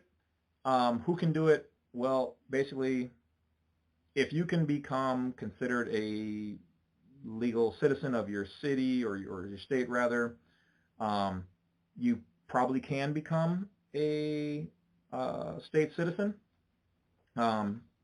you might have to take an oath or a pledge or whatever else, or sign a document saying that, you know, basically like we said, how to do a declaration without a passport. If you could do that to your state and have them notarize it, you might have to go in front of like a city official and do that. That would possibly be one loophole way around it, and then you can then apply for a passport and become a state citizen, you know, officially recognized. That might be a loophole, because I know that some, I made one video stating that people from other countries can't really become a state citizen because they weren't born here. But probably if you're here with enough time, you have to see how your city and state does it. Each one might be different, or find a place that is willing to accept you to do that, and you take the oath, then you could become classified as a citizen of that state. And once that's done, then you could probably apply for a passport and say that, you know, but when they ask on the question where you were born, you still have to put your original country, so they may not allow for that. I don't know for sure. I have not done that. I know one guy who said he was from another country, lived in Florida long enough, and became a state citizen of Florida. And he was going to apply for a passport. So I think he said no. He said he did, but he got it as a, this wasn't for me, he got it as a 3-star non-U.S. national. So he did at least make it that far in that aspect. Now, as far as whether, you know, he could ever get 4 or 5, if you even want to believe in such, don't know. But anyway, back to the original. That's how you would declare yourself a national or a state citizen outside of doing it the passport way. In any place you can put this out in the open, so it becomes part of the public record. It goes a long way to help your case. But for me, that's the kind of the grassroots way. I wanted something a little bit more concrete, as do most people. I want it certified so that it's undisputed, especially as a traveler. So I would recommend correcting it via the passport in that particular way.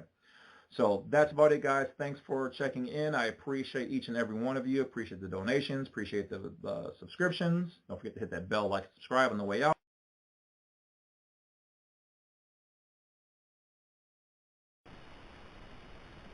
Hello, everybody. I want to introduce you to The Great Debate by Dr. Walter Williams. He single-handedly laid out the facts in this powerful debate against Mr. Munir Muhammad of the Nation of Islam, Chester Blair, a prominent lawyer in Chicago, Illinois, and Reverend Henry Hardy, a prominent minister in Chicago, and Prince Azio bin Israel of the Hebrew Israelites. This debate was hosted by a retired policeman named W.L. Lillard. Now, the whole thing was a setup by Lillard and his gang, but it didn't work. They brought what they believed to the table, but Dr. Walter Williams brought what he knew for a fact and what he could prove and laid it on the table. We are now in the age of knowing. The age of walking around believing in stuff is over. For your copy of The Great Debate, go to TarhakaDebtElimination.org. That's TarhakaDebtElimination.org, or contact me by phone. My number's on the website. Oh, and by the way, the lawyer got bust up too. The Great Debate. Get your copy today. Good day and peace.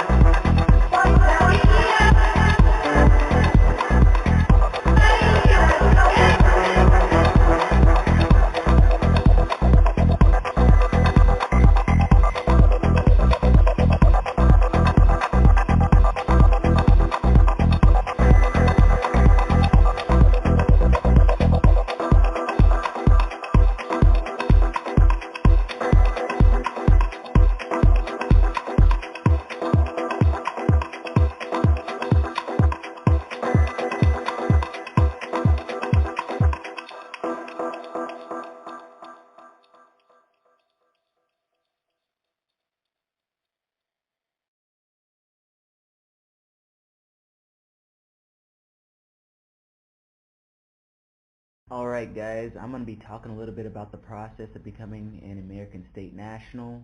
I think it's imperative and important to understand all the ins and outs of it. I've gotten a lot of questions about it via my TikTok channel, which is Real Self-Empowerment on TikTok.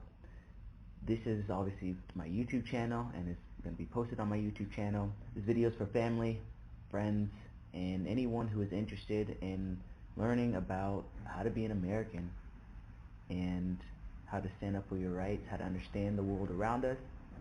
Obviously, there's a lot of issues and problems. Everyone's complaining about the government. We know that there's so much wrong with what's going on, and we want to be able to do something about it.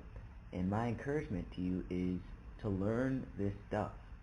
If you want to be a part of the solution, if you want to be solution oriented, if you want to gain and your power back as a sovereign person and as a free person, then this is for you. So without further ado, it's going to be a lot, but we're going to get right into it. So the process is very simple. So you have 3 jobs. The first thing is to understand this, that you have been misidentified as a federal citizen. You've been kidnapped. We have been kidnapped. We've been misidentified by our own employees. One of 3 federal citizenship statuses are possible for you. The quickest, simplest, and easiest way out of this is to declare an act of expatriation, that you are not a citizen, a federal citizen of any kind. You're not a federal, territorial, or municipal citizen of the United States. And you need a competent act of expatriation signed, sealed, and witnessed by your state. Job number 2, you will need to formally and specifically acknowledge, accept, and reconvey your given trade name. And this is the name that your parents gave to you as a gift. This is the name that was taken, it was seized upon, and it was used to create other variations and permutations and styles of names that have been attributed to you. So you have to say, yes, this is my property. I acknowledge it and accept it as my property, and I reconvey it from any presumed location at sea back to its natural and permanent domicile on the land and soil of whatever state it is that you were born in, whether it be California or New York, Wisconsin, Ohio. And then we take control of our assumed names. And to go back to job number 2, this is essentially, we want to repatriate our trade name to its correct status. There are 3 jurisdictions that you should know and be aware of. You have the jurisdiction on the land and soil, you have the jurisdiction on the sea, and you have the jurisdiction in the air. We're not going to talk about the air right now because it's unimportant to us at this moment. But we will be talking about the jurisdiction of the sea and the jurisdiction of the land. The jurisdiction of the land, on this land, you are owed the law of, which is common law. The law of the land is common law. On the sea, the law of the sea is maritime law or admiralty law.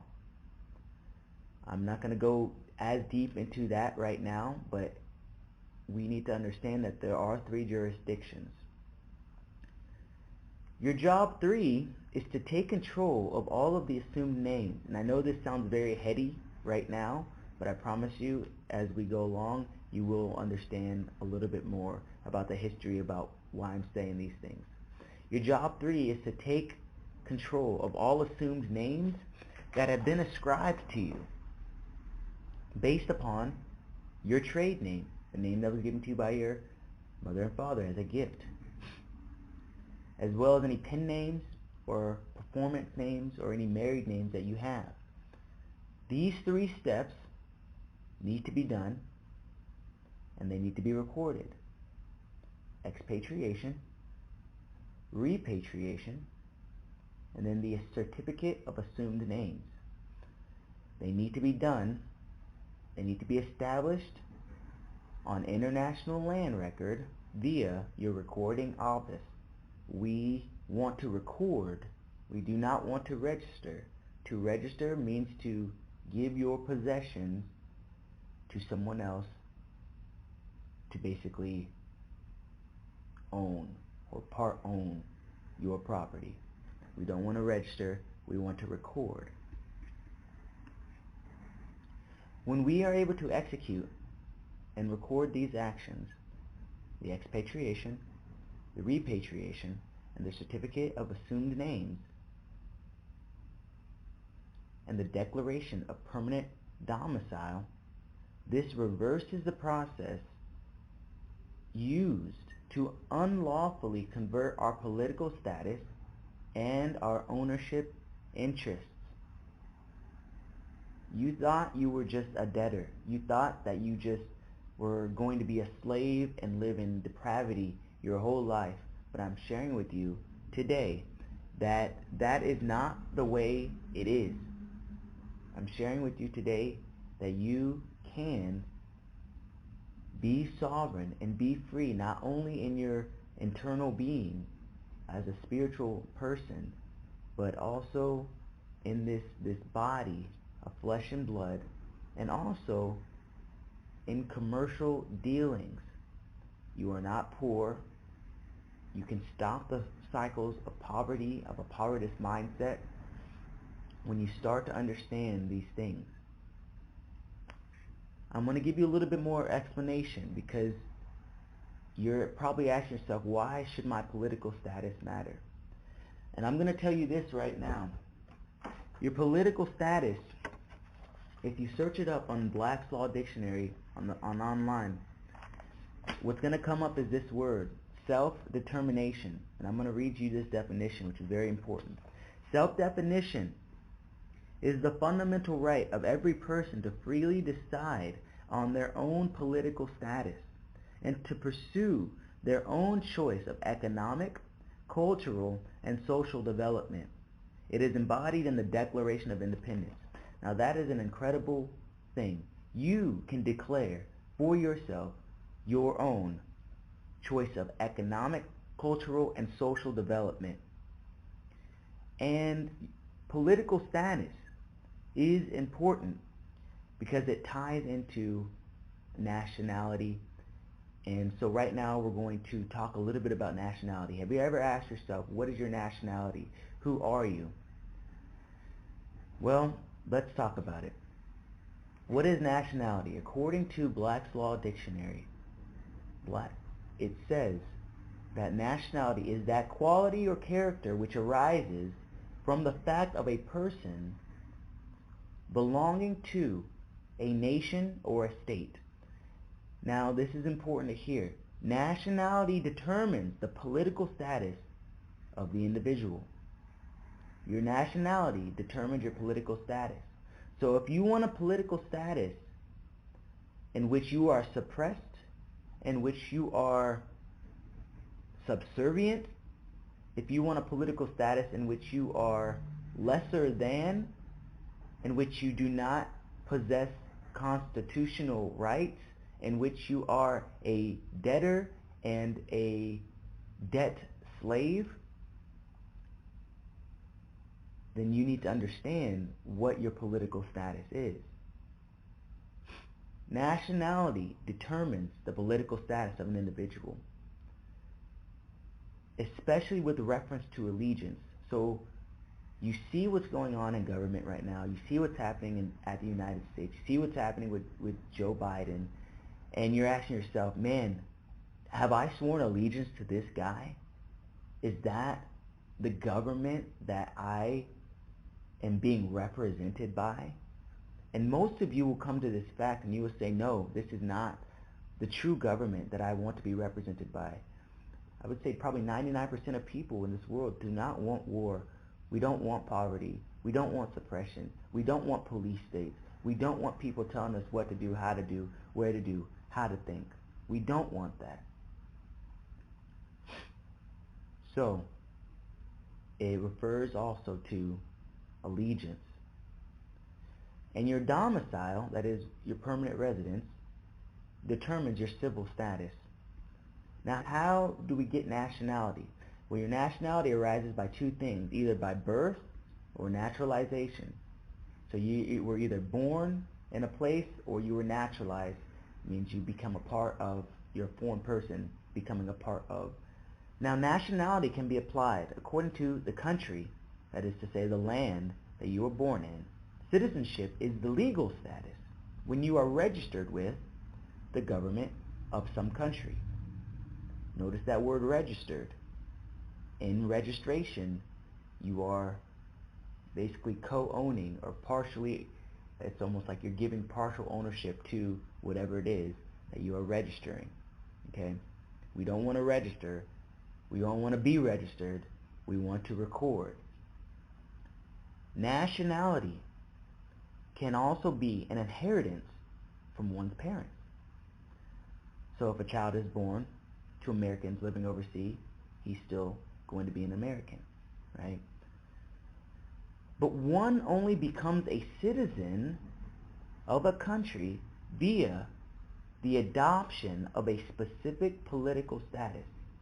So once you have taken on a political status, once you've registered yourself, because citizenship is a legal status that takes place by being registered, once you register, then you have changed your political status. And you can only become a citizen of a country via the adoption of a specific political status.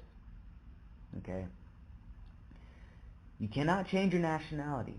Where you were born is where you were born. That is part of your culture, your DNA, whatever it is.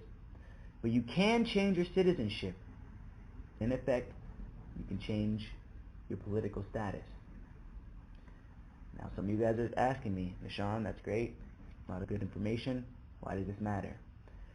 It matters because every American born on the land of one of the American states or born to parents or grandparents who were is naturally an American state national. That is your political status. You are not naturally a citizen of the United States. No one is naturally a citizen until they are registered to become that citizen. Now, you're asking yourself, well, I'm pretty sure I'm a citizen of the United States. Okay, well, how is that possible? How did that happen? At the hospital, someone came to your mother, someone she trusted. They told her that it was a law, it was by law, that she has to sign some specific and certain papers in order to register her child. And her mom did the same. It was her mom did the same thing with her, and her mom same thing with her. Unbeknown to your mom and my mom, those papers registered her baby, you and me, as citizens of the United States. Now, we don't know what that means yet, but we will understand what that means here in a second. Now, that baby, you and I, we were seized upon as a surety to back the debts of a corporation called the United States of America Incorporated. There is also another corporation called the United States Incorporated. Two different corporations, very similar names. These are corporate entities, no different than McDonald's. They have copyrighted our given name, and you as a baby were identified as chattel property belonging to these private, mostly foreign-owned corporations. Let that settle in you for a second. Now you're asking me this question, or you might be asking me this question. What's wrong with being a citizen of the United States? Well, There isn't just one definition of the United States. There are approximately 4 working definitions of the United States. I'm going to give them to you right now, and then you'll know for yourself. The first one is the continental United States. The definition of the continental United States is 50 organic states, geographic boundaries, belonging to free, independent, sovereign people of the United States. Now these states are called California, New York, Wisconsin, Ohio, Florida. Next, you have Federal United States. This is another definition. This is 50 unincorporated, politically defined states, not geographically defined states, but they are politically defined states. The continental states is 50 organic states, geographically defined boundaries. The federal United States is 50 unincorporated, politically defined states. They are called California State, Ohio State, New York State, Florida State. In order to claim back the government that we truly want, the government that is held accountable, people like me and you must participate in our local county, state, and jural assemblies. We must act as deputies for the locally elected land, jurisdiction, sheriffs, and join state militas. People on land, which is American state nationals, which every single one of you guys is naturally an American state national by being born in your state, whatever state that might be. People on the land operate in truth, justice, equality, and in peace. Then we have the territorial United States.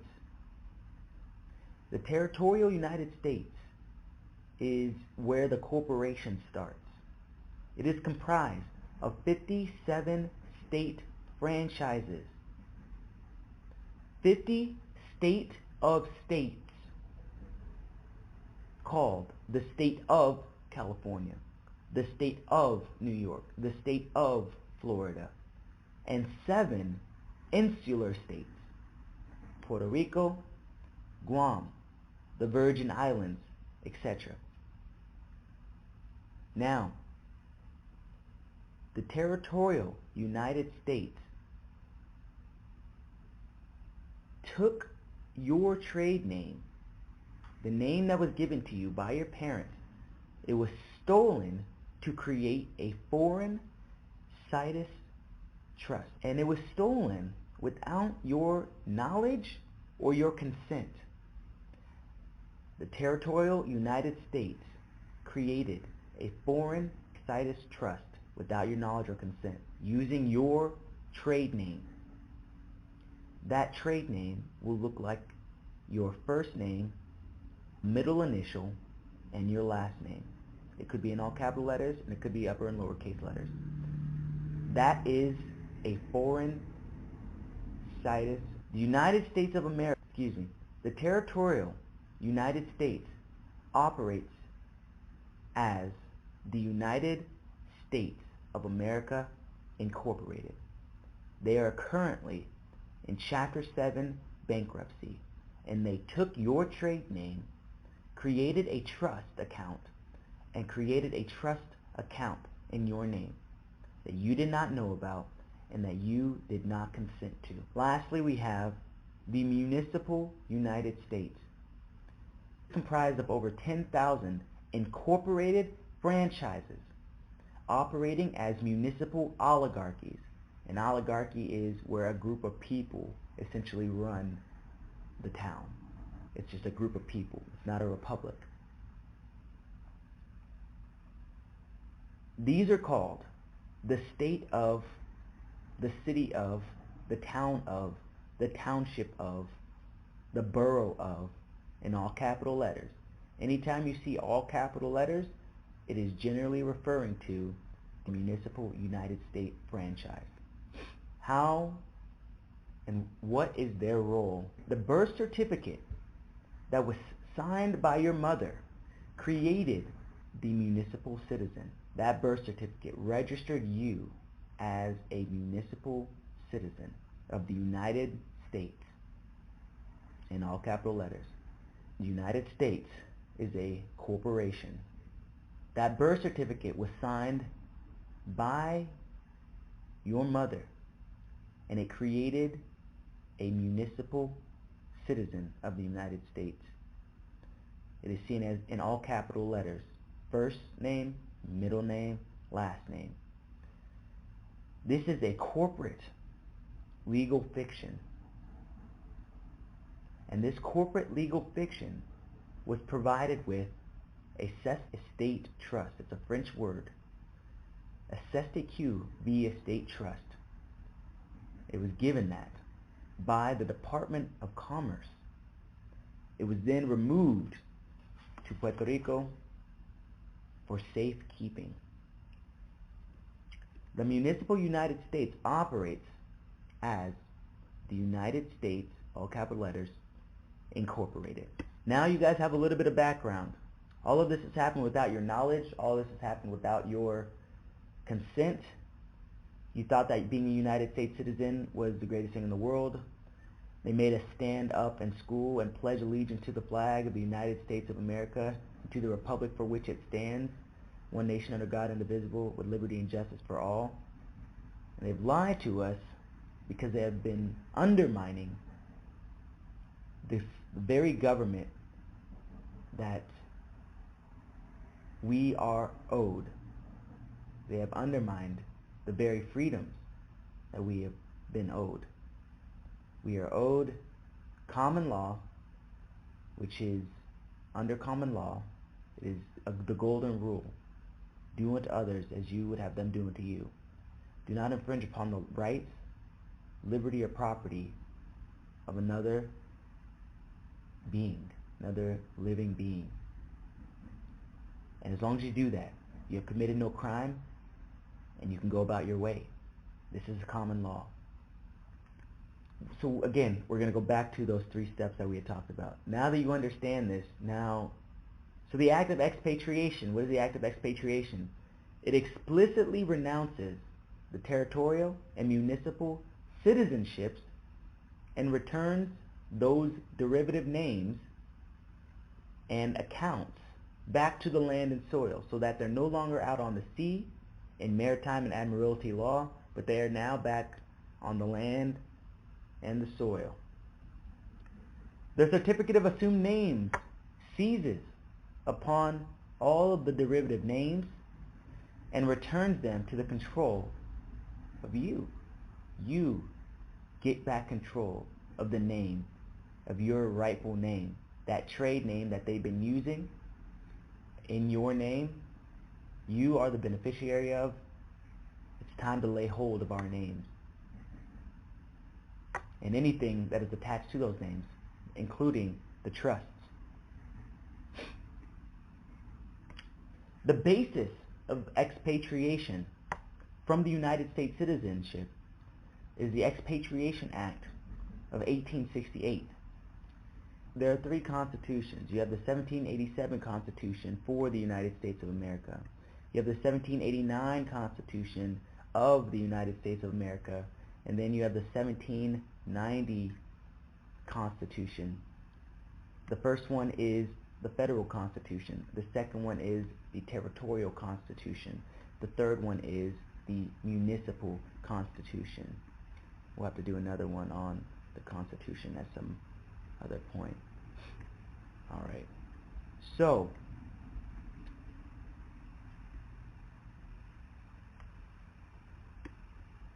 the basis for the expatriation from the United States citizenship is the Expatriation Act of 1868. This Expatriation Act of 1868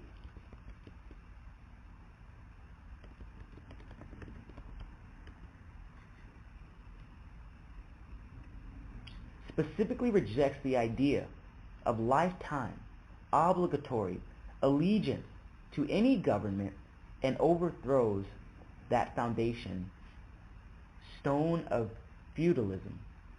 We expatriate from any presumed British territorial United States citizenship via the Expatriation Act of 1868.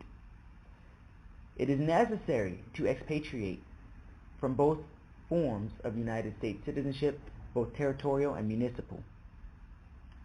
So, now that we have exercised our remedy available under the Expatriation Act of 1868, and once we have declared that we are not United States citizens and are not citizens of the United States, see the difference there? One is territorial, one is municipal. We are not United States citizens. We are not citizens of the United States. Once we've established that we are not, next we must establish what we actually are. Because we were presumed to be something. We were presumed to be United States citizens. And then we were presumed to be municipal citizens of the United States as well. We have to further define your political status. And that is when you declare for yourself, you make a self-determination what your political status is on the public record and repatriate to the land and soil back where you belong, where you were naturally born, where your rights are intact, where you have constitutional rights, where you have private rights, where you're no longer a public servant or a federal citizen or a federal employee without your consent, and you go back to that and you repatriate back to the land and soil where you were born. So if you were born in California, you are Californian. I was born in California. I'm a Californian, and that is the state of the union. It is. I go back to the land and soil. I live in Tennessee. It's not like you have to go back to that state, but that's where I live in land and soil.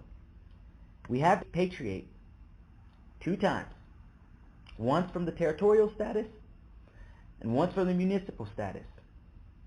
And we have to repatriate just once back to your natural birthright political status as an American state national and an American state citizen, which is great. We accomplish this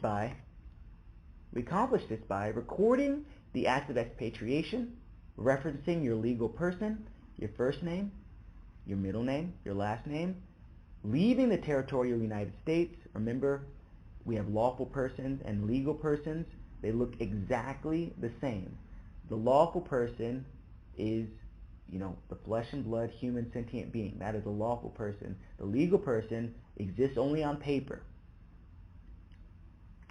And they look exactly the same. And we have to designate that and make sure that that's clear. So we leave the territorial United States and our commercial persons also. We have to expatriate those commercial persons too. And that has to do with working in commerce. At some point in time, we'll talk about a little bit more about commerce and trust law. So our commercial persons, we take those, we expatriate from all presumptions of municipal citizenship, and all of these are repatriated to the land and soil, your natural birthright, wherever you were born. This one declares both the permanent domicile of your names. These are your vessels. You got to think about it as like ships. When ships went to go do commerce, they would have names on them. Imagine if you had 5 or 6 different names, but you weren't on them and you weren't controlling them, but they were doing business in your name, right? That's what we're doing. Is we're going to bring all those back, and we're to where you have control back on the land and soil of all those vessels in trade. So this one declares your permanent domicile of your name and your allegiance to the land and soil of your actual birth state. And you want to swear allegiance to, you don't have to swear anything, but you want to have allegiance to that land and soil, okay? Because on the land and soil, there is righteousness, there's goodness, there's common law, there's protection, there is justice on the land and soil. All right. So, the certificate of assumed names seizes upon the derivative names, any other ways, shapes, and forms that your name might be had in, and returns them back to you. Your control. You control it. We use the certificate of assumed names recorded on the international land jurisdiction to establish our ownership interest and control, and to declare permanent domicile of these legal persons and these municipal persons on the land and soil. So what are we doing? We are lawfully converting everything back to our control and placing everything in its proper political status. We are reclaiming our lawful persons and enabling ourselves to act with the capacity of one of the people of our state. So no more complaining about the government, what's going on in the world. You want to be a part of the solution? Then you get back on the land and you start building up your government, your lawful government, from the county up. You start participating in your county, you start participating in making a difference in the world. Otherwise, you can continue to be part of the problem. These constitutional guarantees that we are owed once you get back on land. And it forces the hired help, these government service agencies, including the courts, to honor the law of the land owed to the people and to the states of the land. We do not repudiate and we do not renounce our citizenship. We expatriate specifically from territorial and the municipal United States citizenships that have been conferred upon us, and we establish our permanent home and domicile upon the land and the soil of our birth instead. After we do this, we'll go into step 2, which is essentially to retire from any presumption of federal employment, and we get rid of any voter registration. And we do this by notifying the state voter registration office and getting your name removed. You send them a letter. Once you realize that what they are doing is operating a foreign corporation on your soil, and you are offering your enfranchisement voting rights in exchange for your natural right to elect your own public officials and conduct your own government and live under your own law, you should have no regrets about not being a voter. They make you feel bad, and so we have to notify the voter registration office that we're no longer voters. We elect our public officials, and we conduct our own government the way that we want to conduct it according to our laws. Then the next thing we do is we notify the Social Security Administration that we have retired from all federal employment and have returned to our native birthright political status as American state national, as a state citizen. If they have any objections, if they have any claims,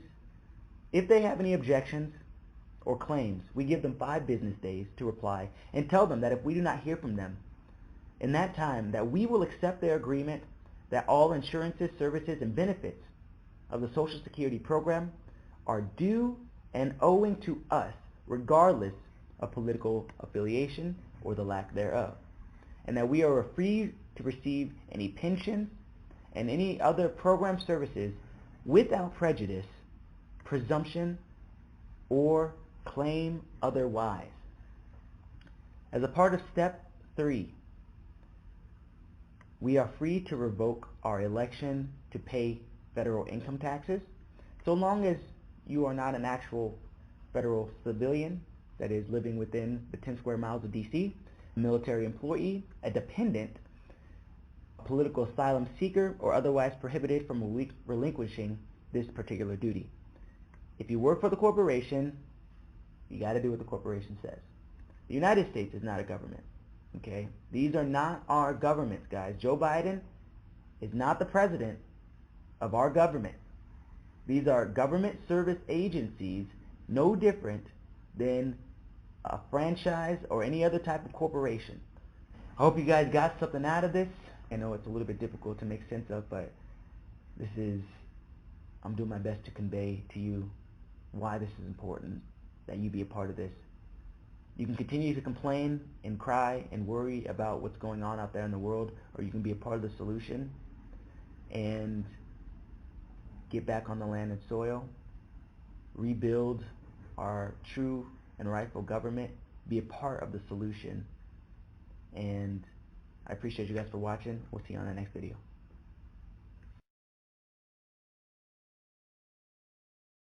Live. I'm gonna wait a few minutes for more people to join. Hello, family, TikTok family. Hey, hey. I'm gonna wait a few minutes. Let everybody get in. Let's go get in so we can go over some details. I don't want anybody to miss it. Hey, good evening. Don't want anybody to miss anything, so I'm going to wait a few minutes before I get started. Got some important information to share. Hello, hello, all my wonderful followers.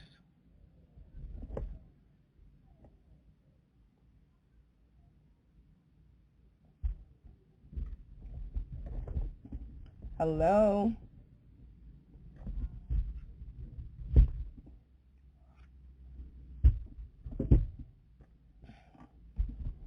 All right.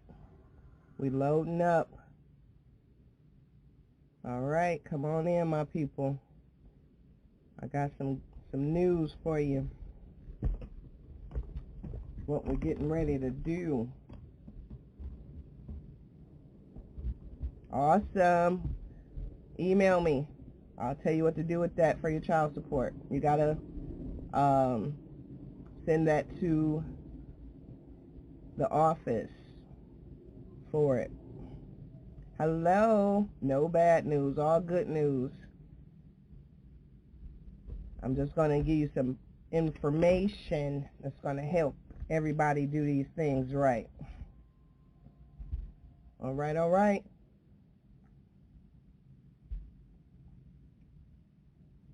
Okay. I'm going to go ahead and get started. So, I hope everybody has had a wonderful weekend, and I hope that everybody that has been following has gotten into the Telegram page. It's doing awesome. Everybody's sharing information. We're learning new things. I'm definitely putting extra documents that are very helpful in the Telegram. I'm able to communicate with everybody and see everybody's messages, and definitely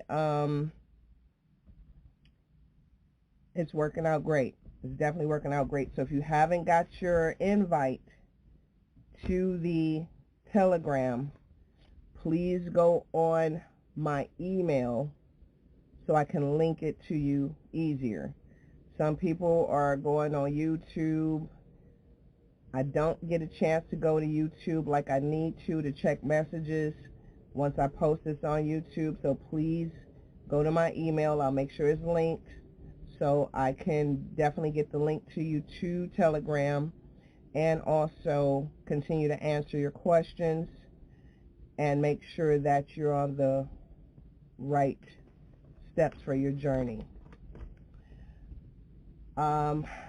First thing I'd like to go over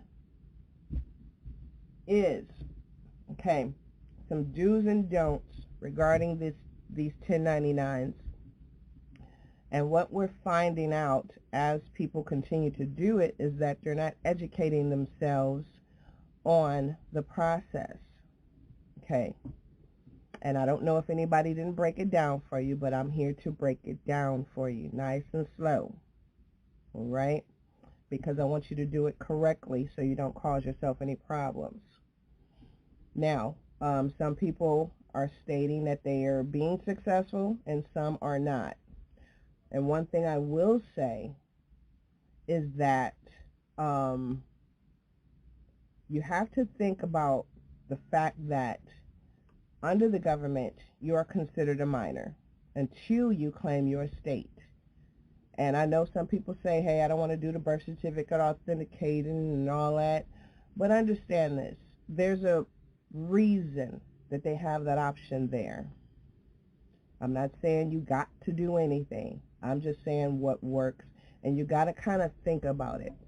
If you're putting the government on notice with putting your documents in, sending it to the government agencies, saying, hey, I'm changing my political status. I'm letting you know I'm awake. I'm letting you know I have my information together. That way, when you decide to send that 1099-A, they know that you know. You see what I'm saying? You have submitted your documentation. You have let the government know, the Attorney General knows, the Secretary of State knows, the Treasury knows, the IRS knows, because you sent them your information stating that you have changed your status. You have at least authenticated your birth certificate to say, I'm awake and I am no longer a minor and I can handle my own estates, my own affairs. And that's the whole point of doing it, because one thing about it, you put them on notification first, or even in the process of why you're doing things, and then you are secure with knowing you did your due diligence. But like I said, to each his own. You are able to do it however you choose, but it makes sense to me to let them know I'm awake and now I'm going to access my funds. Okay, now understand, doing a 1099-A, this is not a bank. This is not something your cousin and your mama or anybody else can just go into. Okay? Excuse me 1 second. Let me grab this paper. Anybody just can't go into the trust. Okay? Now, you definitely need to understand how it goes and study this stuff. I'm putting everything in Telegram so you have access to understand how all of this works. But when you are paying your bills, okay, we're going to start there, paying your bills, you are allowing the company, the light bill, your mortgage company, your car note company, you're allowing them to be your trustee. Okay, you have to have a trustee in order to not be committing, you're not committing fraud by trying to access funds yourself. Okay, you don't want to end up in federal prison, even though they got cable, but you don't want to go to federal prison. So let's try and do the best we can to follow the procedure. So when you do your bills, you're going to, what did I do with the form? I didn't bring the form in. When you do your bills, make sure that you are the lender, okay? You are the lender when this, because you lent them your money off from the beginning. So you're going to put your information in the top, okay? And you're going to put their information in the bottom. They are the borrowers. And you're going to make sure that you check that box because they pay the debt back. The little box that says who's responsible. Okay? One thing about putting your the company in, you want to send it to the corporate office. You don't want to send it to customer service because they are not going to know what to do with it. Okay? Send it to, like, your mortgage company. They have a payoff department. They have a customer service email. Now, if you go on 1099online.com, it asks for an email. It's freezing. Ooh. See, they don't like me talking to y'all. That's what it is. Email me for the Telegram link. Okay. Alright. Alright, am I back? Am I still freezing? Am I good? I know they're messing with the live. Let me know when it stopped freezing.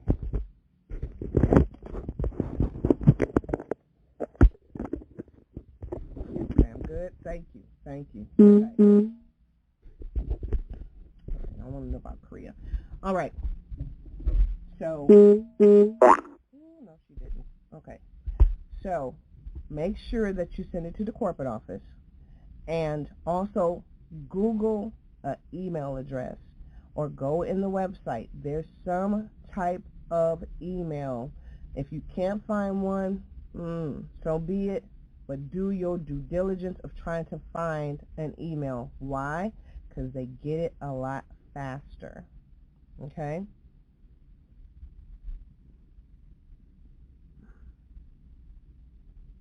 Make sure you get the email. The email is kjsovering@yahoo.com. I'll post it. Look in some of my previous videos. It may be in there.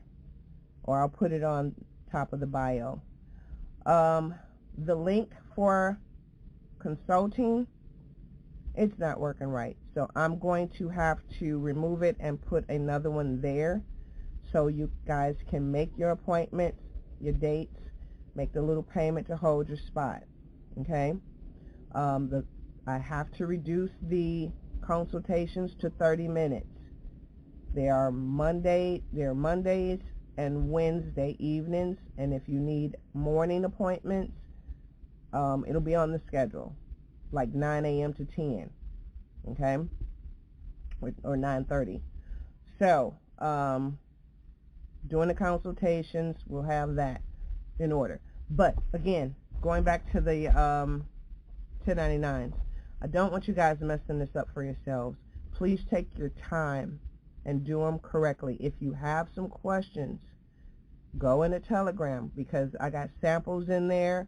I got details of how to send things, where to send things. We're definitely making sure that you have all the tools you need to get this done. When you're submitting for your bills, you are not doing month to month, okay? You're going to do the yearly amount.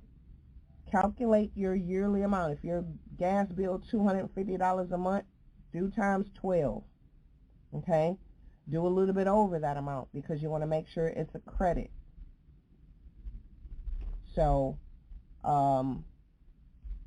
definitely make sure you're covering yourself. Your car note, pay it in full plus that interest that for a payoff. You're sending it to the payoff department. Your mortgage, payoff department. You can send it to the CEO under his name if you choose, but I sent my mortgage directly to the payoff department because that's who's paying it off. When you get your 1099-A, it says accepted. Give it a few days, and then, because it's 10 days for it to get processed, give them that 10 days, and then contact your mortgage company or your car company and discuss the arrangements of the process with them. And I'm going to type out the process of what needs to be submitted with what, the 1099 OID, the 1040V, and the 1096 that they need to process. So even if they got it, and they probably have received it with the packet, you still want to confirm over the phone because it's being recorded. Okay? You've got to have your proof. I did say the 1099 OID. So that's your proof. And then you ask for an email or a fax number. That way, you're sending a confirmation in writing that they're processing your payment in full. Okay? It works wonderfully. If they agree over the phone, you get the person's name and say, thank you for our conversation. I'm just confirming again in writing. Oh, it's freezing. Okay. They don't want me telling y'all. That's what this is. They don't want me telling you nothing. Okay. Is it unfreezing? Okay.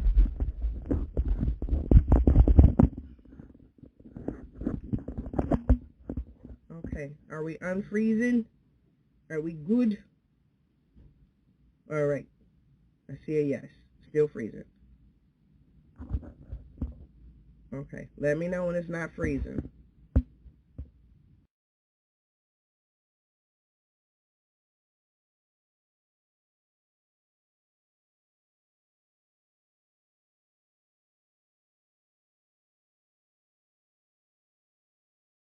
Steve Williams, founder and president of CreditRepairShop.com, and in today's video we're going to talk about 1099-C debt cancellation or cancellation of debt, what it is, what you can do, and to not be afraid of it, because I get a lot of people that say, man, I got this debt cancellation, what do I do, how does it affect my tax refund, all these questions. I'm going to answer them for you here and tell you what you can do. And let's jump right into the video. First, here is the definition. Form 1099-C, according to the IRS, nearly any debt you owe that is canceled, forgiven, or discharged becomes taxable income to you. You'll receive a 1099-C cancellation of debt from the lender the lender that forgave the debt. Sorry about that. So now let's move over here to the IRS, because we're going to get our information directly from them. We're not going to go to some other websites. So here we go here. This is the real deal. You can read it here straight from the IRS. Look right here, straight from the IRS. Let's move down. So basically, I mean, we don't have to make this hard for you.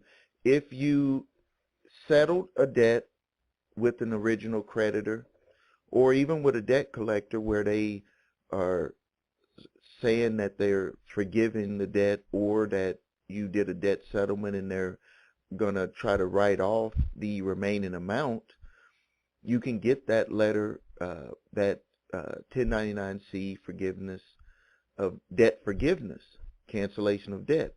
And basically what that's saying is that they're going to consider that as income to you.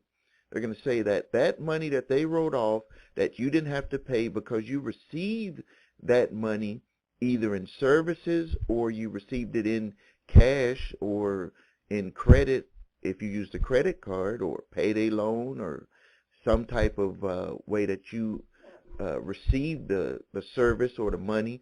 They're going to say that that was considered income to you because you had use of that financial instrument, so to speak. So when they file it, what they're doing is they're wanting to get either a 100% write-off or the remaining write-off of what they did not collect from you. Now, what's going to happen is that when the IRS gets that, they're going to stack that on top of what you have as your gross income. And then you could end up, depending on your situation, you could end up where you either have a higher tax burden, or if you own a business or you have write-offs, it may not affect you. But with most people, what it's done is it's taken them into another income bracket, and it has affected their income tax refund that they were expecting to get. So it was something that was like a shock to them. And then also some people said that they received the 1099-C and what to do with it. Well, I'm going to tell you, if you receive it before you file your taxes, you better include it in there, because the IRS is waiting to see if you will include it. And even if you don't include it, you're probably going to get caught on the other side, because the debt collector or the original creditor filed that with their taxes. So if it catches up with you right away, or it's going to catch up with you later, regardless, they're going to catch up. It's going to catch up with you, because they're filing these documents, and the IRS is paying attention to these 1099-Cs. They're paying attention to all the 1099 income that is being reported, because we're becoming a gig economy. One of the things that I had noticed is that this year, that was different than all the other years that I filed my taxes for my company, is that I'm receiving 1099s from all of the businesses that I do business with. And the IRS is expecting me to report that.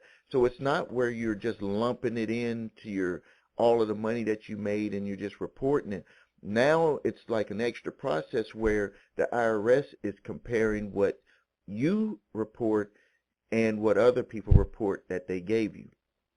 So now let's talk about some of the exemptions to the cancellation of debt. It says right here, amounts canceled as gifts, bequests, where someone, gave it to you, devices or inheritance, you inherited the money, certain qualified student loan cancellations, they won't penalize you for it.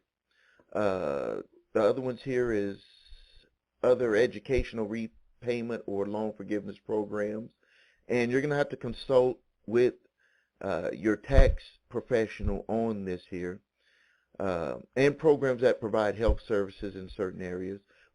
So if you got an educational loan that was forgiven, or the repayment plan was reduced, and you're in the health services field, some of those will not go against you as income for the debt cancellation. Amounts of the canceled debt that would be deducted if you, as a cash basis taxpayer, paid it. And a qualified purchase price reduction given by the seller. Like the seller can't try to say, well, hey, I'm writing this off because I gave them a discount. That's not gonna work.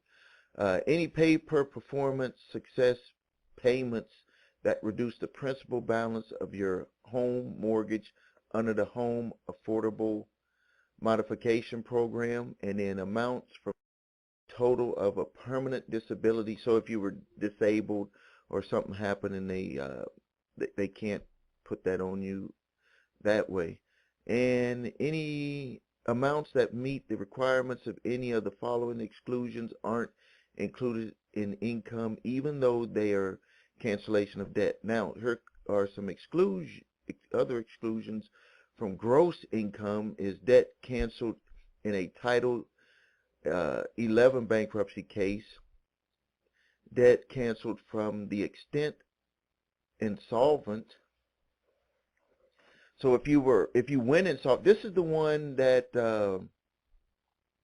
probably a lot of you would qualify for, because if you just had money problems, but you're going to have to consult with a tax person. I'm not the person that you would talk to about this. I'm just telling you that this is available.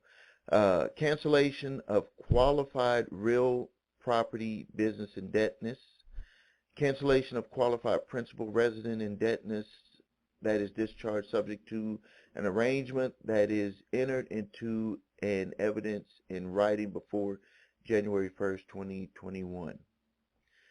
So these are the exclusions that you can have. And now I want to click here, show you the form real quick. What you could do is you could fill out this form here and you could see where you would fall, or you could sit with a tax professional and they'll let you know what's going to be the effect of the 1099 that is filed, debt forgiveness that was filed, I won't say filed against you, that was filed in your name for canceled debt. But just so you know, to review real quick, is that a 1099-C debt cancellation, and we'll go back here, because a lot of people, when they get it, they are very afraid. They're like, what is this? And it's just saying that an original creditor, or it could potentially be a debt collector that you did a settlement with, they're filing that or it could be a debt collector that's just giving up on the money and they want to get a 100% write-off on the debt, that they want the IRS to, they're notifying the IRS that they canceled the debt, they've forgiven the debt, and that they want the IRS to consider that as income given to you. That's what they want to do. Also, when they cancel that debt, they cannot sell it to another debt collector and come after you for it once they do that. And that goes for an original creditor and it goes for a debt collector. So don't panic if you get it. There's options. You need to review what you owe with your taxes. If you are used to doing your own taxes, you could just figure that in there to see where you're going to be at. If you're not used to doing your own taxes, just take it to your tax professional and have them work out several scenarios to see what would be the best option for you to file your taxes, understanding that you have that 1099-C debt cancellation filed with the IRS for a debt that was forgiven that you owed. So if you need help, please contact us at thecreditrepairshop.com. If you don't have your credit reports and scores, remember everything starts there. You can actually look at your credit reports and see if that matches the 1099-C. Yeah, before I forget, something that you should always do is to watch out for inflated 1099-Cs that are being filed. And the way that you could do that is you could look at your credit reports and you could see what was the original amount, and they might try to balloon that up so they could get a bigger write-off. That is not legal for them to do that, but you got to have information to dispute that. And the number one way to do it is to get copies of your credit reports and look at the amount, the original amount of the debt that's filed on your credit reports, and you can use that to counter what they're trying to file as a 1099-C against you. So get your credit reports. You can click the link below, go to www.scores.com. I'd really appreciate it. Grab your credit reports and scores from there. Please like my videos. This helps us be able to help more people. So you're actually doing your part by liking the videos. Also, click to be notified of new videos that I post, and also post your comments, and also share this page with your friends, family, people that you know. Recommend it. I really appreciate it, and I respond to all of the comments. And then subscribe to this channel if you're not already subscribed to the Credit Repair Shop channel. Thank you, and you have a great day.